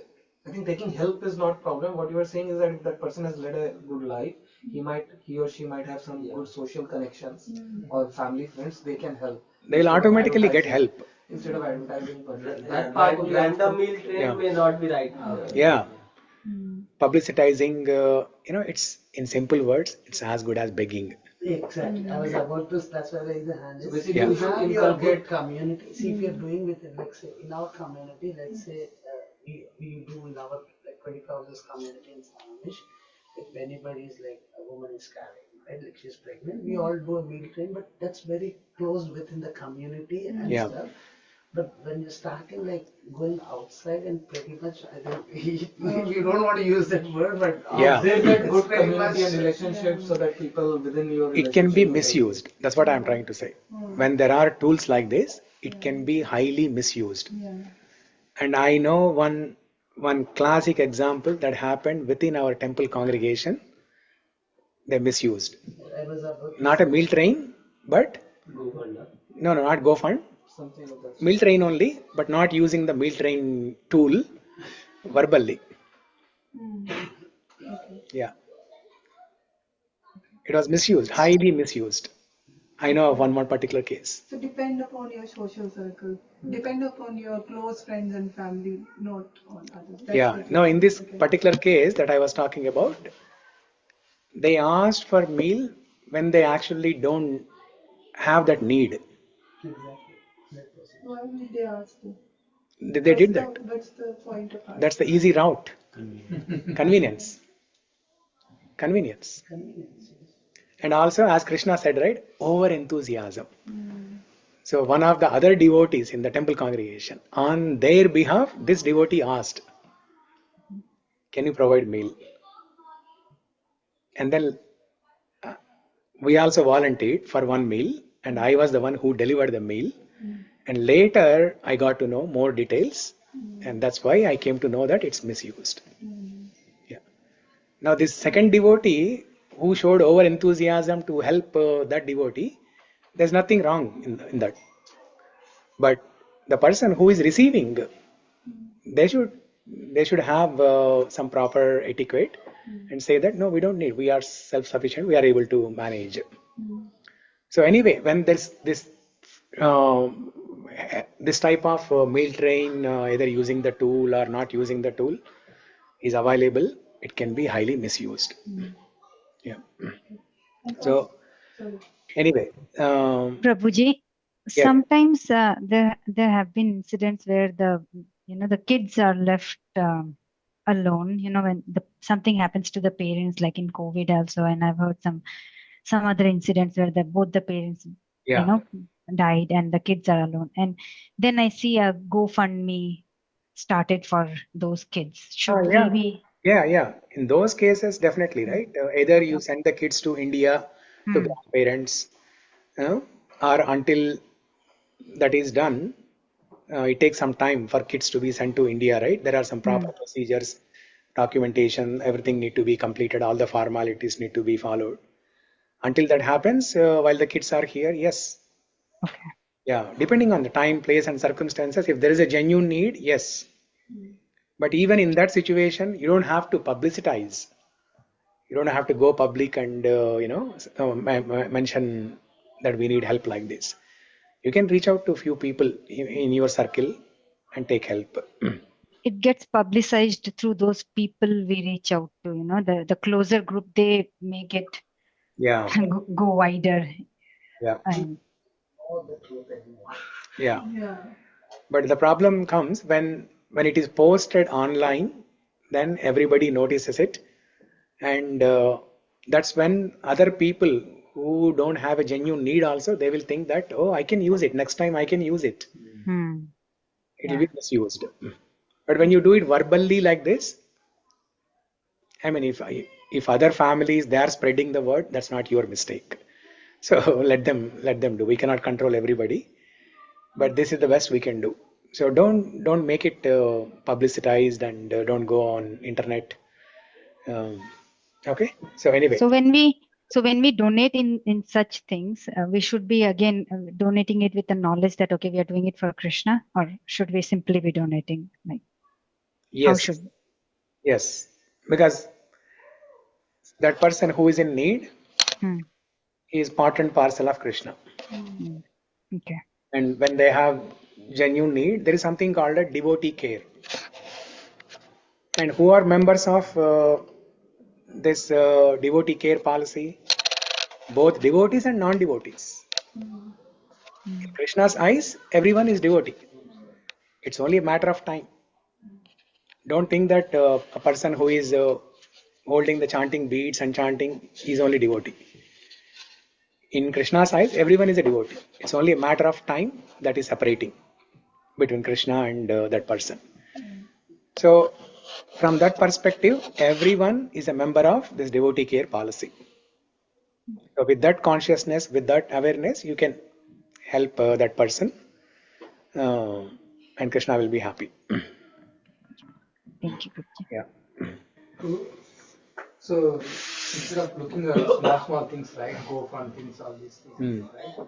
Suppose I sit at home and do yajna, so that will benefit the entire universe, right?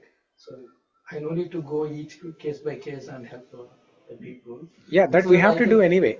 That we have to do anyway. Sankirtana yajna we have to do anyway. No, if I do it, they will get automatic help also, right? I don't need to go door by door and help them, right? Yes. But will our energy be good enough to suffice those many people? right? So that's where we have. Our sadhana also need to be. I mean, individually you may not be able to do in a large scale, but if everybody does in the community, then the collective effort of everybody in the community that can bring prosperity to entire population. Yeah. I think during COVID and all, there were a lot of such fire sacrifices and all that, right? In India also, just to better Yeah. the situation for everyone. So the 5 sacrifices we have to do anyway. The 5 sacrifice or different types of yajna, sankirtana yajna, all these we have to do anyway. And when there are emergency situations like this, then you have to use your intelligence, whether you need to help there or not. If the need is genuine or not, you need to validate that. Yeah. One more question. So between me and God, right? Mhm. Is it God's job or my job to help that people, right? To become? In broader sense, it's God duty to help that people, right? Like if they are suffering, so I don't need to.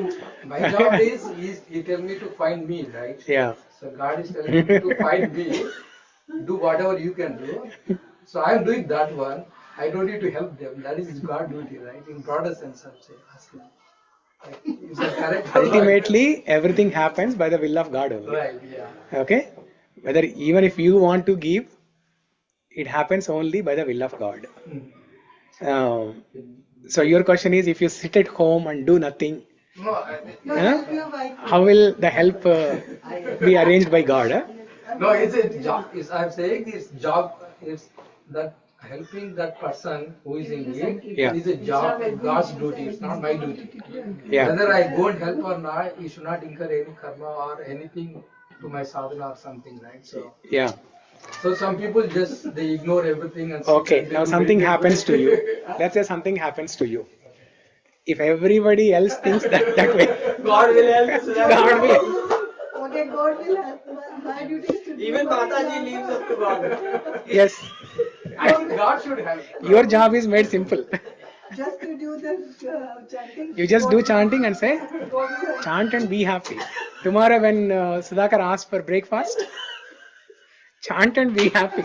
God will. God and Sudhakar. It's between you and God. It's between you and God.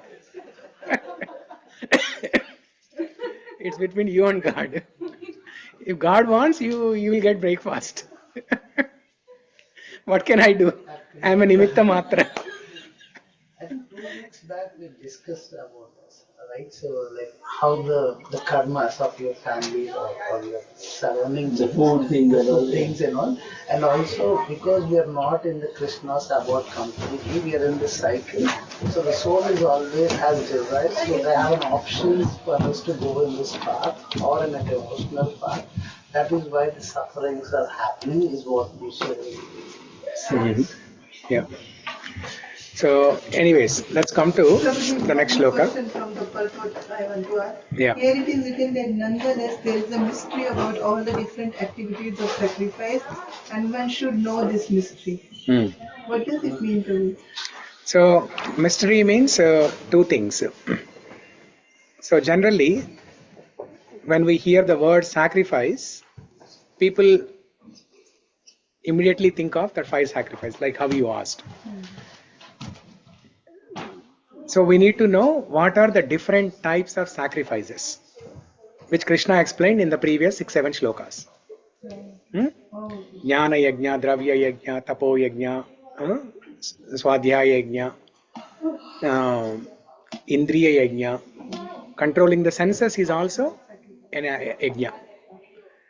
That is one thing. Mystery means knowing what are the different types of sacrifices. Eating food is also yajna. Okay. So first thing is the mystery means there are 2 points. One is knowing what are the different types of sacrifices. Second thing is knowledge about the sacrifices. Knowledge about the details of each of those sacrifices.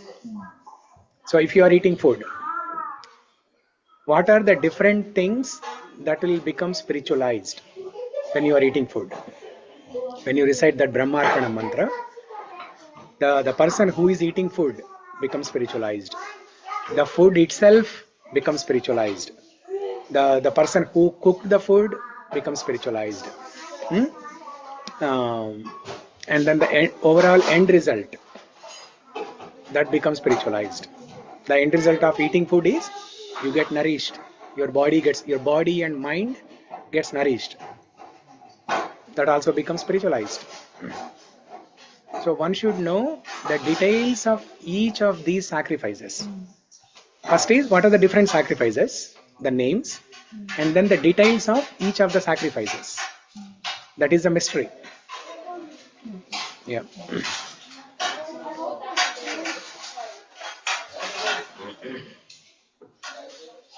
There's a mystery of all these different activities of sacrifice, and one should know this mystery. Okay. Otherwise, people will think sacrifice means it's an activity to be done by brahmanas, pujaris, not for me. Yajna is not for me. Sacrifice is not for me. So my job is just to chant and then eat food, dress up nicely, and God will take it. God will take it.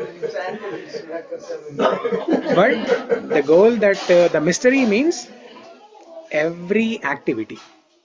See, Krishna gave an example of 6-7 types of yajnas. But the mystery means every action of our life should be done as a yajna. That's the mystery. Every action should be done as a yajna. Yeah. Okay. Now let's discuss the next very, very important shloka. 4.34. Tat viddhi praṇipātena paripraśnena sevayā.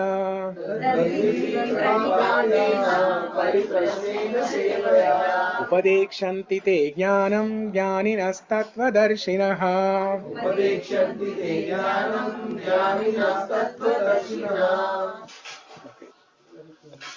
Aparna, are you still there? Yes, Prabhuji, I'm here. Yeah. So can you read the translation and purport? Yes, I can. Translation. Just try to learn the truth by approaching a spiritual master. Inquire from him submissively and render service unto him. The self-realized souls can impart knowledge unto you because they have seen the truth. Purport by Srila Prabhupada Ki Jai. The path of spiritual realization is undoubtedly difficult. The Lord therefore advises us to approach a bona fide spiritual master in the line of disciplic succession from the Lord himself. No one can be a bona fide spiritual master without following this principle of disciplic succession. The Lord is the original spiritual master, and a person in the disciplic succession can convey the message of the Lord as it is to his disciple. No one can be spiritually realized by manufacturing his own process as the passion of the foolish pretenders. The Bhagavatam 6.3.19 says, Dharmam tu saksha bhagavad pranitam. The path of religion is directly enunciated by the Lord, therefore mental speculation or dry arguments. Prabhuji, can you, sorry. Therefore, the mental speculation or dry arguments cannot help lead one to the right path, nor by independent study of books or knowledge can one progress in spiritual life. One has to approach a bona fide spiritual master to receive the knowledge. Such a spiritual master should be accepted in full surrender, and one should serve the spiritual master like a menial servant without false prestige. Satisfaction of the self-realized spiritual master is the secret of advancement in the spiritual life. Inquiries and submission constitute the proper combination for spiritual understanding. Unless there is a submission and service, inquiries from the learned spiritual master will not be effective. One must be able to pass the test of a spiritual master, and when he sees the genuine desire of the disciple, he automatically blesses the disciple with genuine spiritual understanding. In this verse, both blind following and absurd inquiries are condemned. Not only one should hear submissively from the spiritual master, but one must also get a clear understanding from him in submission and service inquiries. Prabhuji, can you move? Sorry. Yeah. A bona fide spiritual master is by nature very kind toward the disciple. Therefore, when the student is submissive and is always ready to render service, the reciprocation of knowledge and inquiries become perfect. Yeah. Okay. So this is one of the most important shlokas of Bhagavad Gita. Tad viddhi praṇipātena paripraśnena sevayā upadekṣyanti te jñānaṁ jñāninas tattva-darśinaḥ. So one should approach a spiritual master, render some service, and inquire submissively to learn spiritual knowledge. So this is the alternate method of acquiring spiritual knowledge. All the other previous methods of performing different yajnas is also to acquire spiritual knowledge. But that path is not very clear. There are some things which can be done easily, some things which cannot be done easily, and there's a lot of misunderstanding. As Prabhupada used the word mystery, right? So anything mystery means it's very hard to understand. So that's why the easiest method is, and by the way, those yajnas are not as hard as like doing some yoga, meditation. They are not hard. They're easy. They're simple things only. But the problem is there can be a lot of misconceptions. There can be a lot of misunderstandings. No? So there are some problems with those paths. That's why Krishna presented an alternative path that is best and clear of any doubts. It's very straightforward. Okay, anybody can do this. What are the two things, or what are the three things? The first thing is one should approach a bona fide guru, and then once they approach a bona fide guru, how can they learn knowledge from the guru? First you have to offer some service. Then the guru will be pleased. Then you have to inquire submissively. You have to inquire submissively. So seva and paripraśnena. Seva and paripraśnena. Paripraśnena sevayā. So first seva, then paripraśnena. Even though in the Sanskrit shloka here, you see paripraśnena seva, right? But Sanskrit you have to come like in Urdu style, from right to left. You have to do the anvaya from right to left. Only then it makes sense. So first seva, then paripraśnena. Because only you have to become qualified, right? Just like how there are qualifications for a guru. You know, when we choose a guru, we look for qualifications, right? We look, is that person coming from a bona fide sampradaya or not? Just like how there are qualifications for a guru, similarly, there are qualifications for disciple also. For a student who wants to learn, there are qualifications for him. The first and foremost qualification is you have to become eligible by rendering some service to the guru. Otherwise, the guru will say, "Who are you? Why should I even teach you?" Right? So you have to please the guru. That is by doing some seva. And once you do that, then you can submissively ask. Prashna. This concept of prashna or question is highly important as far the Vedas are concerned. Because of the question, all the Vedic texts that we have, Bhagavad Gita, Ramayana, Vishnu Sahasranama, everything, all the Vedic texts came about because of questions. Somebody asked question to some guru, that's why all these scriptures came about. So, Vishnu Sahasranama, how did it happen? Why did Bhishmadev speak Vishnu Sahasranama? Yudhishthirji has questioned. Yeah. So after Bhishmadev has spoken for 25,000 shlokas, explaining different types of dharma, educating Yudhishthira how to rule the kingdom, still Yudhishthira had questions. And what did Yudhishthira ask? Kimekam daivatam loke kim vapyekam parayanam Stuvantakam kamarchantam prapnuyat manava shubham kim japan muchyate jantur janma samsa. No, before that. Kodharma sarva dharmanam bhavata paramo mataha kim japan muchyate jantur janma samsara bandhanat. So, 6 questions. Yudhishthira asked 6 questions. Kimekam daivatam loke. Who is that one God that we all can worship to get the ultimate benefit? Kimekam daivatam loke. Kimvapyekam parayanam. What is the best duty for the mankind? And then Stuvanta kam. Stuvanta kam means how to glorify or who to glorify. Who to glorify with the choicest poetry, who to glorify and how to glorify. Stuvanta.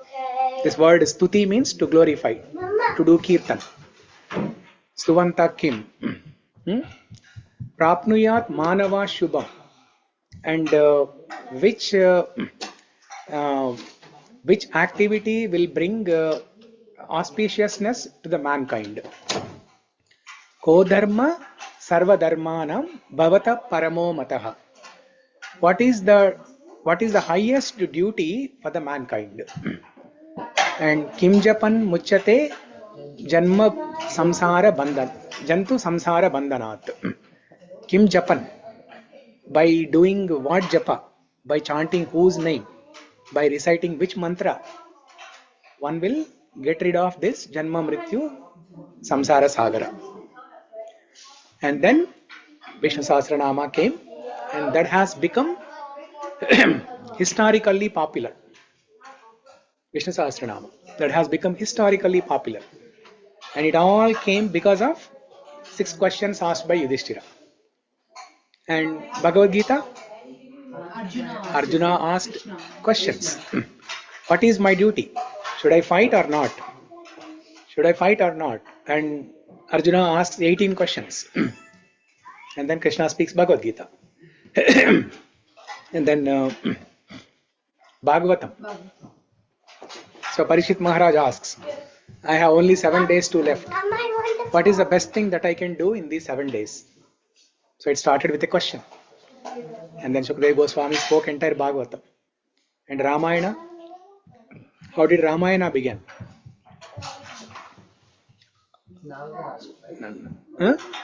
Valmiki asked Narada. Yeah, Valmiki asked Narada. Yeah. What did Valmiki ask Narada? How to get salvated from No. sins.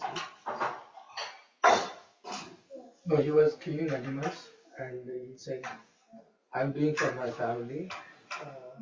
No, after all that. After he transformed and after he became Valmiki. Who is that person? Who is the person? Yeah, we are not sure. Yeah, you are close. Yeah, I forgot but it started with that. He asked, tell me about that person who can. So online somebody was saying something. Who was that? Who is the best person? How the best person will be like that? He asked. Yeah. And he started telling about Rama, and Ramayana started. Yeah. Purushottama. Who is Purushottama? No. Valmiki asks, Konasvin sampratam loke gunavan kascha viryavan dharmajñascha kritajñascha satya dharma parakramaha. Who is that personality who is an embodiment of all qualities? Ramo vigrahavan dharmaha. We say, right? Lord Rama is an embodiment of good qualities. So Valmiki is asking, who is that person who has all these good qualities? Who is most beautiful or most handsome? All the good qualities. Who is compassionate? Who is powerful? Who is an embodiment of dharma?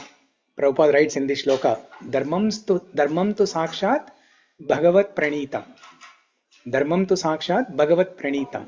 Krishna is an embodiment of Dharma. Bhagavan is an embodiment of Dharma. So Ramchandra is an embodiment of Dharma. Ramo Vigrahavan Dharmaha. And Satya Dharma Parakramaha. Who has that valor? Who has that valor to fight with enemies very strongly.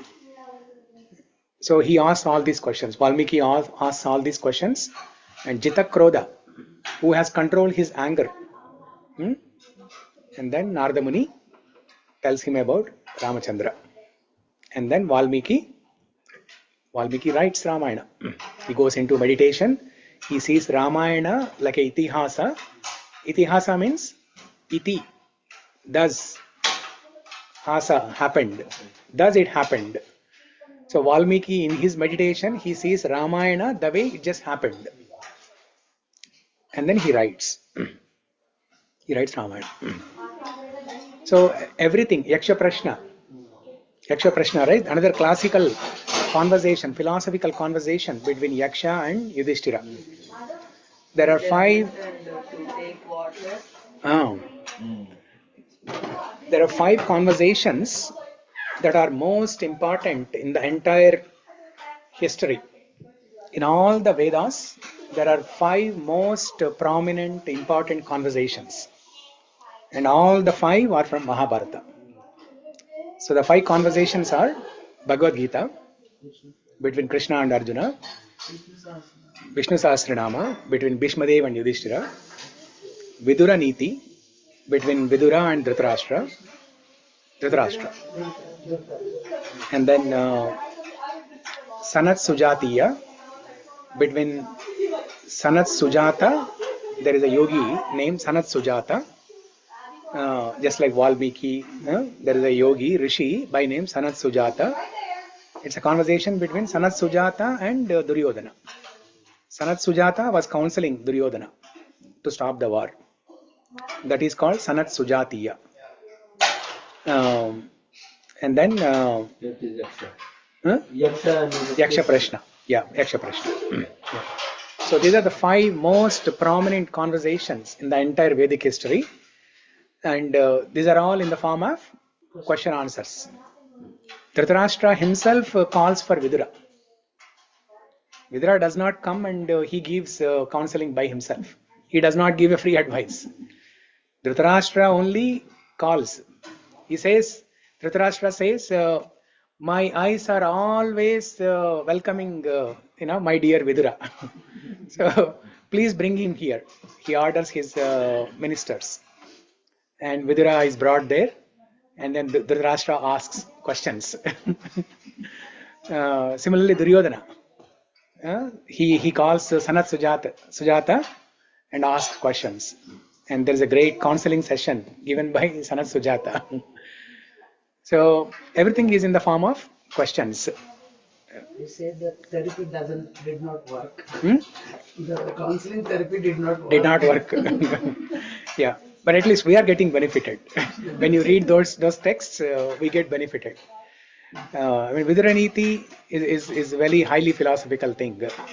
We don't read that. We don't have time for everything, right? How many classes, Prabhu? How many classes should we attend? How much should we read? Somebody will say that. So that's why Krishna made it very easy. Krishna knows there will be somebody by name Shamakunda who will ask this question. That's why Sarvopanishado Gao Dogda Gopalanandar. I'm the one who spoke, but everyone has Shamakunda kind of attitude in their heart. But they are silent. They don't speak, but Mataji is our guardrail. To make sure we are not like. She is the messenger. Guardrail, like we are not. Guardrail. Keeping the class in check. She's keeping a check. Right path, right? She's keeping checks. Yeah. That's how these all the things are happening. Right? Yeah. So now this process of approaching a spiritual master and taking Diksha. By the way, what is the meaning of the word Diksha? surrender. No. Taking vows. Surrender is Sharanagati. Taking vows and commit to the devotional path. Taking vows is part of the ceremony, Diksha ceremony. There are 2 words. You should say that, Jyoti. You already took. Promising.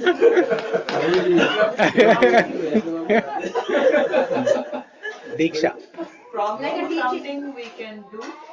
Diksha means promising something we can do. No. Getting the knowledge from the Guru. You are close. You are 95% close. Getting all the teachings from the Guru, and Guru also accept the. Yeah, I would say you are almost 99% close. So Diksha means, Di means Divya-jñān. Ksha means Kshapayanti. Kshapayanti. Now the word Kshapayanti has 2 meanings.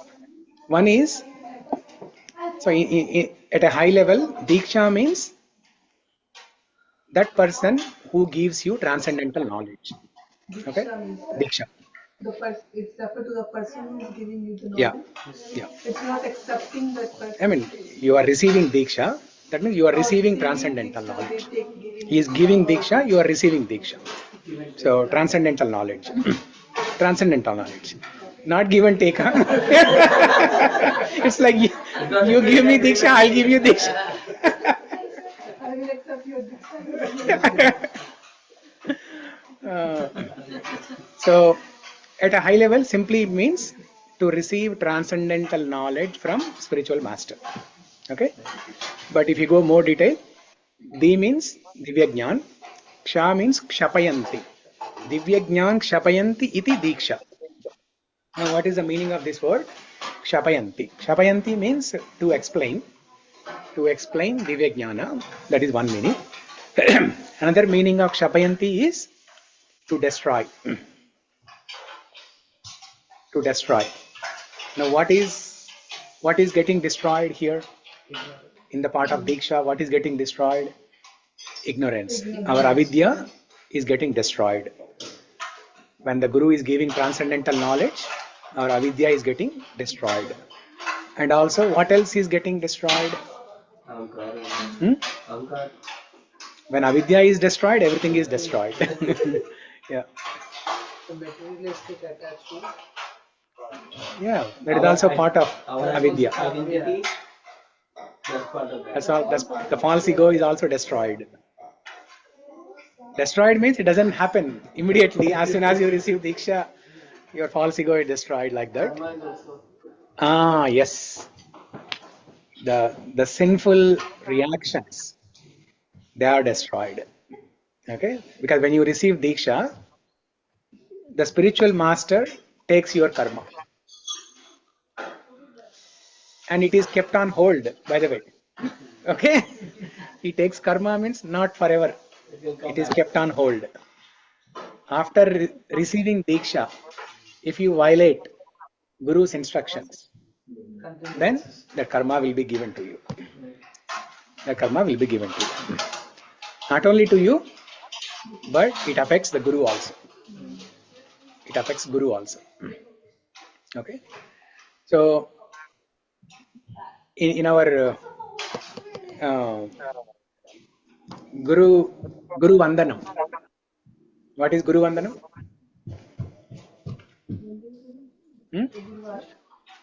Guru Ashtakam is different. Guru Ashtakam is Guru Ashtakam. Oh, which comes in the invocation page? Yeah. No. That is Mangalacharana. No, in Mangalacharana we do invocation, invoke Guru's blessing to you, right? Yeah. No, not that one. What is Guru Vandana? ISKCON people. ISKCON people. Prayer to the Guru. Pray to the Guru. But what exactly it is? Which one? Which one? I think I'll try, Prabhu. Yes. It's a song that sometimes people will sing in temple, that Sri Guru Charana Padma. Very good. Okay. Not sometimes. Yes, every day. Every day. Every day. Okay. You hear sometimes. Yeah, I hear sometimes. But even though he hears sometimes only, he answered correctly. Yeah, very good. Good job, Venugopal. I hereby give you the best student award. Yeah, Shri Guru Charana Padma Kevala Bhakati Sadma. So this is Guru Vandana. Okay.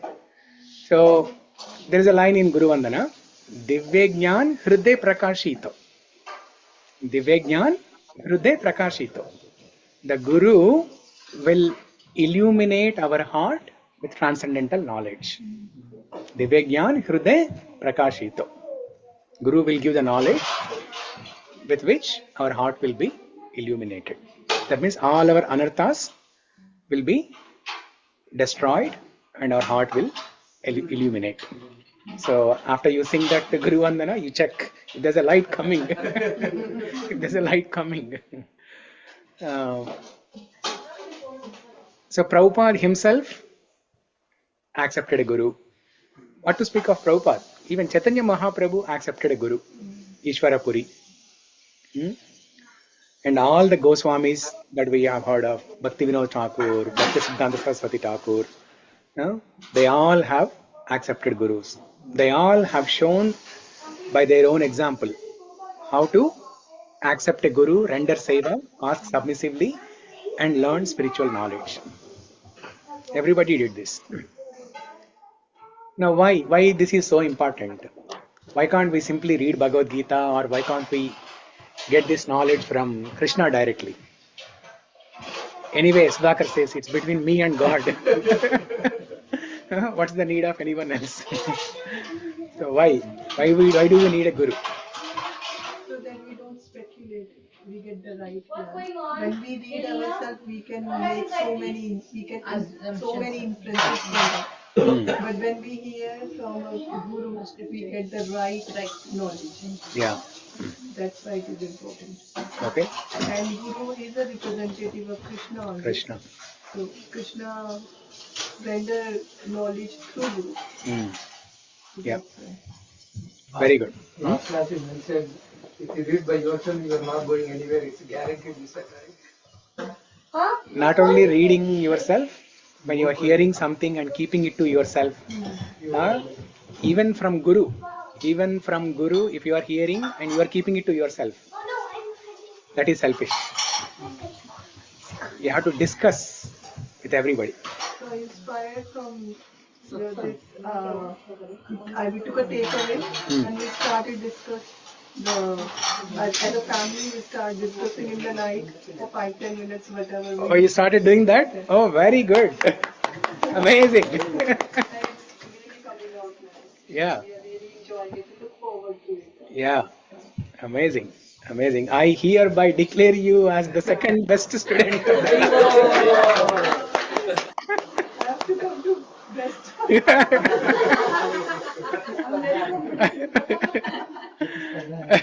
Venugopal, there's a competition for you. See, Shumita Mataji is also clapping for you. Yeah, so that is very beneficial. Instead of reading for 1 hour, if you just read for 10 minutes and discuss 5 minutes with somebody, you will see major difference there. You discuss? Yeah. So mostly me and my wife do that. Yeah. Yeah. One more in competition.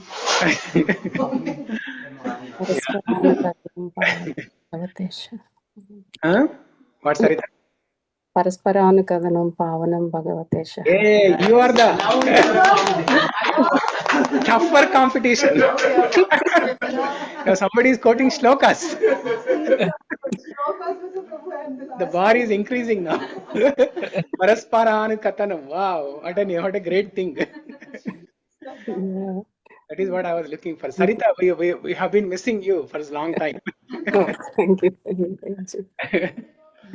Yeah. I like that line. I mean, by discussing that, definitely we can be satisfied and we can create attraction, increase the attraction for Krishna. No? Yeah. So that a lot helping. That's why I remembered that line. Yeah, see, the joy is in giving, not receiving, right? The joy is in giving. When you are sharing with others, you are sharing Krishna Katha with them. So there is an immense joy in that. This is the simple technique behind Paraspara Anukatana. As Radhanath Swami mentioned, in Sadhu Sangha. So, but unfortunately, it's not happening in a great scale. Only very few people do this. So, the only reason is they haven't experienced that joy of giving. They haven't experienced that joy of discussing Krishna Katha with others. We all hear. Hearing, there's no problem. Shravanam, there's no problem. We hear more than needed, actually. So we attend so many classes, we hear so many lectures on YouTube. That's all there. But unless we share with others, we will not relish much. So great inspiration, Shyamakunda, again. From you too. Huh? I got advice from you only. Thank you so much. Everybody listened to it, but you are the one who took it seriously. Very good.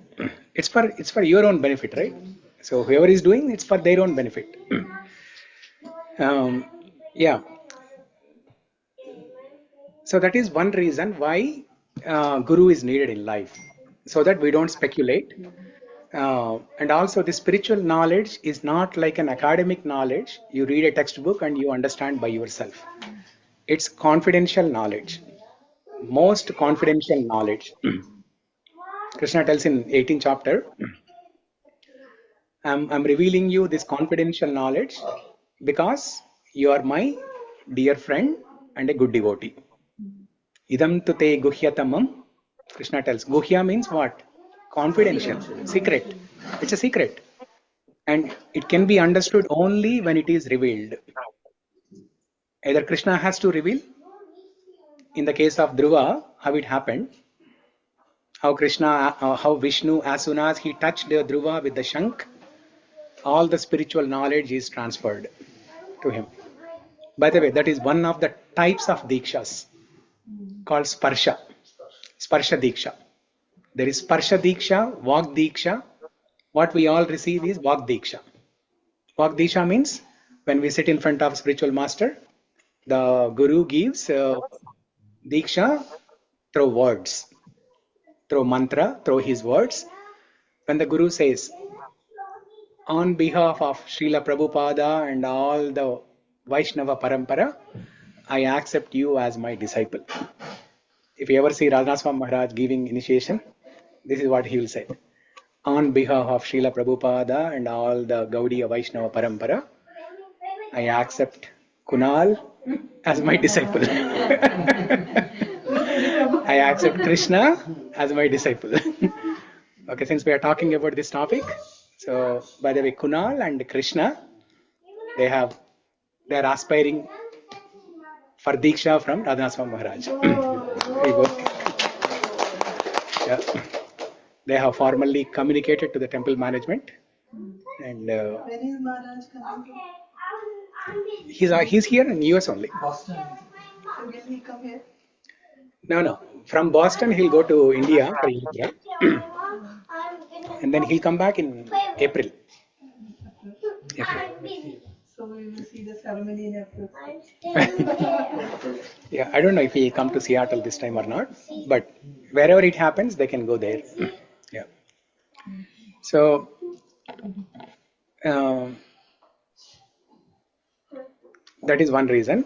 Another reason why Guru is needed is Krishna feels more happy when his devotees are served. Krishna feels happy when he is served, but he feels more happy when his devotees are served. That's why this Guru Seva, Guru Shushrusha, it's called Guru Shushrusha. That means you serve the lotus feet of the Guru, you do menial service to Guru. Guru Shushrusha. The word Shushrusha is very important. In this shloka, Tadvidhi praṇipātena paripraśnena sevayā. The actual seva to Guru is actually Shushrusha, menial service. Like how Narottam Das Thakur did. Does anyone know what Narottam Das Thakur did? He was cleaning, he cleaned even the after the nature calls. Nature call, he used to clean his village. Yeah, yeah. So that is the actual type of seva, menial service, shushrusha. So taking care of the bodily needs of the Guru, taking care of everything of the Guru. Okay, Guru seva means not just giving some money or hearing lectures or these not these simple things. Shushrusha, that is the actual. See, Krishna himself did menial service to Arjuna. Now, what's the problem of a disciple? To do the service to Guru. And there are two types of services. How two different ways how one can serve Guru. Vapu and Vani. Vapu is the Sharira, the physical form of the Guru, the body. Vani is the words. So when Guru is present in this mortal world, and you have access to the physical presence of Guru, you do some seva, shushrusha, some physical seva to the Guru.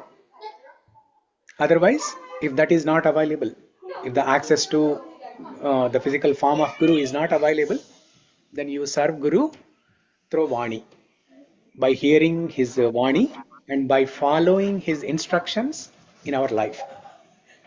That is the seva.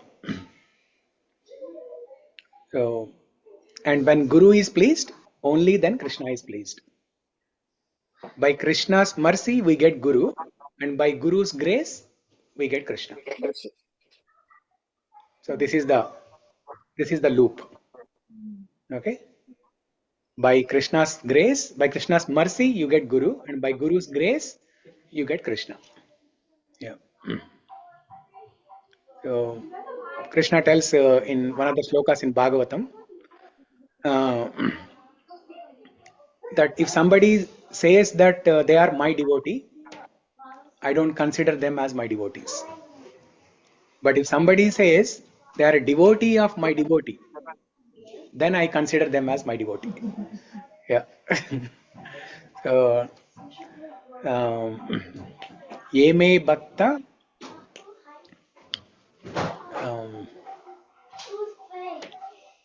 Eme bhakta maya partha, name bhakta tata jana, teme bhakta, something like this. Okay, I forgot some words. But basically the message is, if somebody says they are my devotee, I don't consider them as my devotee. But if somebody says they are devotee of my devotee, then I consider them as my devotees. And in Mukunda Mala Stotra, don't look at me.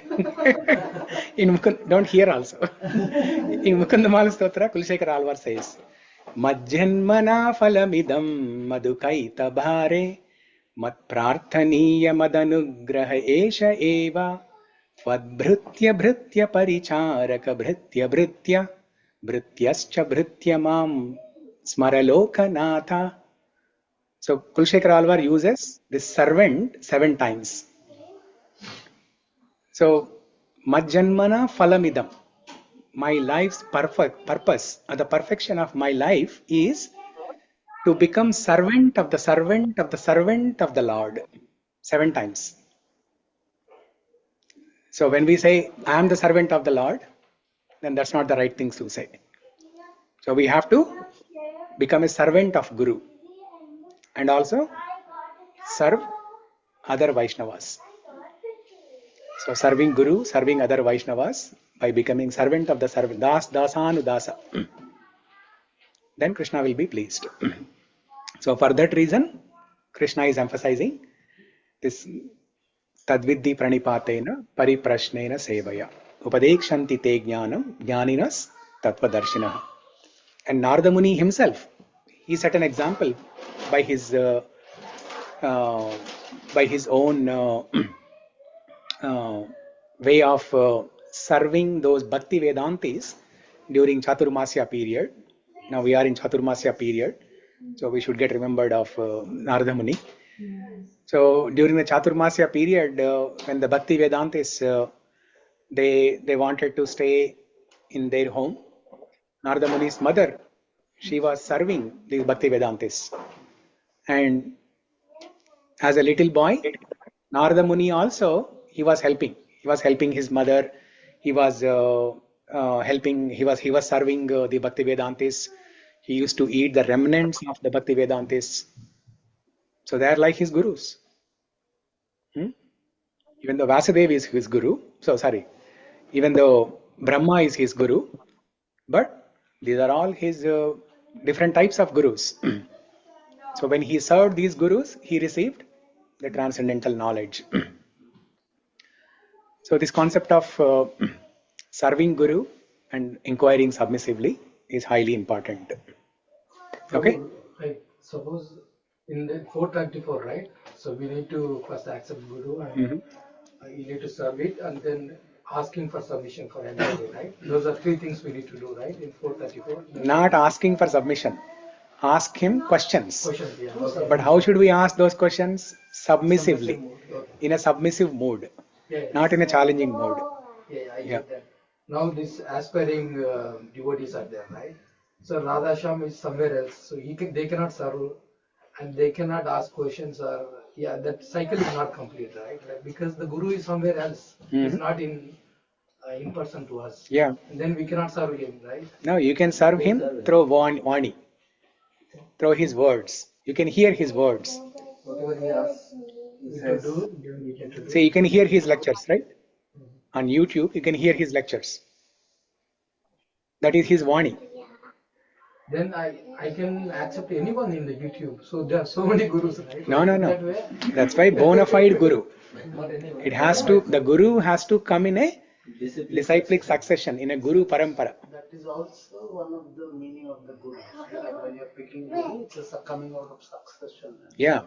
That's why in the beginning I said, right? Qualifications. When we choose a Guru, we look for his qualification. Where is he coming from? What is his Parampara? There are exceptional cases where there are great devotees without any Guru. Like Ekalavya, it's highly debatable. We don't know, But Jayadev Goswami, who wrote beautiful Ashtapadis about Radha Krishna's pastimes, he doesn't have any Guru. Bilvamangal Thakur, there's no Guru. But beautiful kirtans. And Krishna personally used to play with Bilvamangal Thakur. So after, like, whose Guru was he? No Guru. No, he doesn't have a Guru, but does he have a disciple? Jayadev Goswami? Bilvamangal Thakur? I don't think so. No. So no Guru, no disciple. No disciple. And same with the Jayadev? Jayadev Goswami also. Yeah. So Jayadev Goswami was not among the 6 Goswami? No. Oh, okay. Yeah. So there are exceptional cases like that where they can get Krishna Bhakti without Guru. But in general, we need a Guru. When Krishna gives Guru to someone, Prabhuji, is eligibility to get a Guru? In Seek and you shall find. A sincere seeker will find a Guru. Okay. Krishna will give Guru Krishna will show the path. And this Guru-disciple relation, it's eternal. It's not something like a marriage relation which happens in this life and in the next life somebody else, or in the previous life somebody else. It's not like this. Guru-disciple relation is eternal. That Guru... So we can't be... So in this life, the Guru we had the same Guru in our previous life. That's what you're saying? Eternally, not only previous life. Eternally, he is our Guru. So if we take even in spiritual world. He will be our Guru. Yeah. If we get to take a birth again, we will have the same Guru. That's what you're saying? If that Guru comes back, then he will be you may have the same Guru. If not, then one of the representatives of that Guru. Yeah. Just like all these gurus are representatives of Krishna, right? So if Krishna wants that guru to come back to liberate more souls, that guru will come to the material world. In that case, you also take another birth, you may have the same guru. If not, if that guru is not coming directly, then one of his representatives. Yeah. So this is the eternal relationship, guru-disciple relationship. Yeah. Yeah. Bigger topic. Oh no, this is done. Yeah, this shloka is done. Actually, he has to go for Maharaj service. I have to go for class. No, even today, 5:30 instead of 6, the Bellevue class I have to do at 5:30. Even I have to go early. His Maharaj service starts at 3:30. Oh, 3:30. I'll leave by 3:20. I'll leave. Yeah. Okay. So thank you everyone for joining. Hare Krishna. We continue this next week. Hare Hare Krishna, Krishna, Prabhuji. Hare Krishna. Bye. Hare Krishna. Prabhupada ki Jai.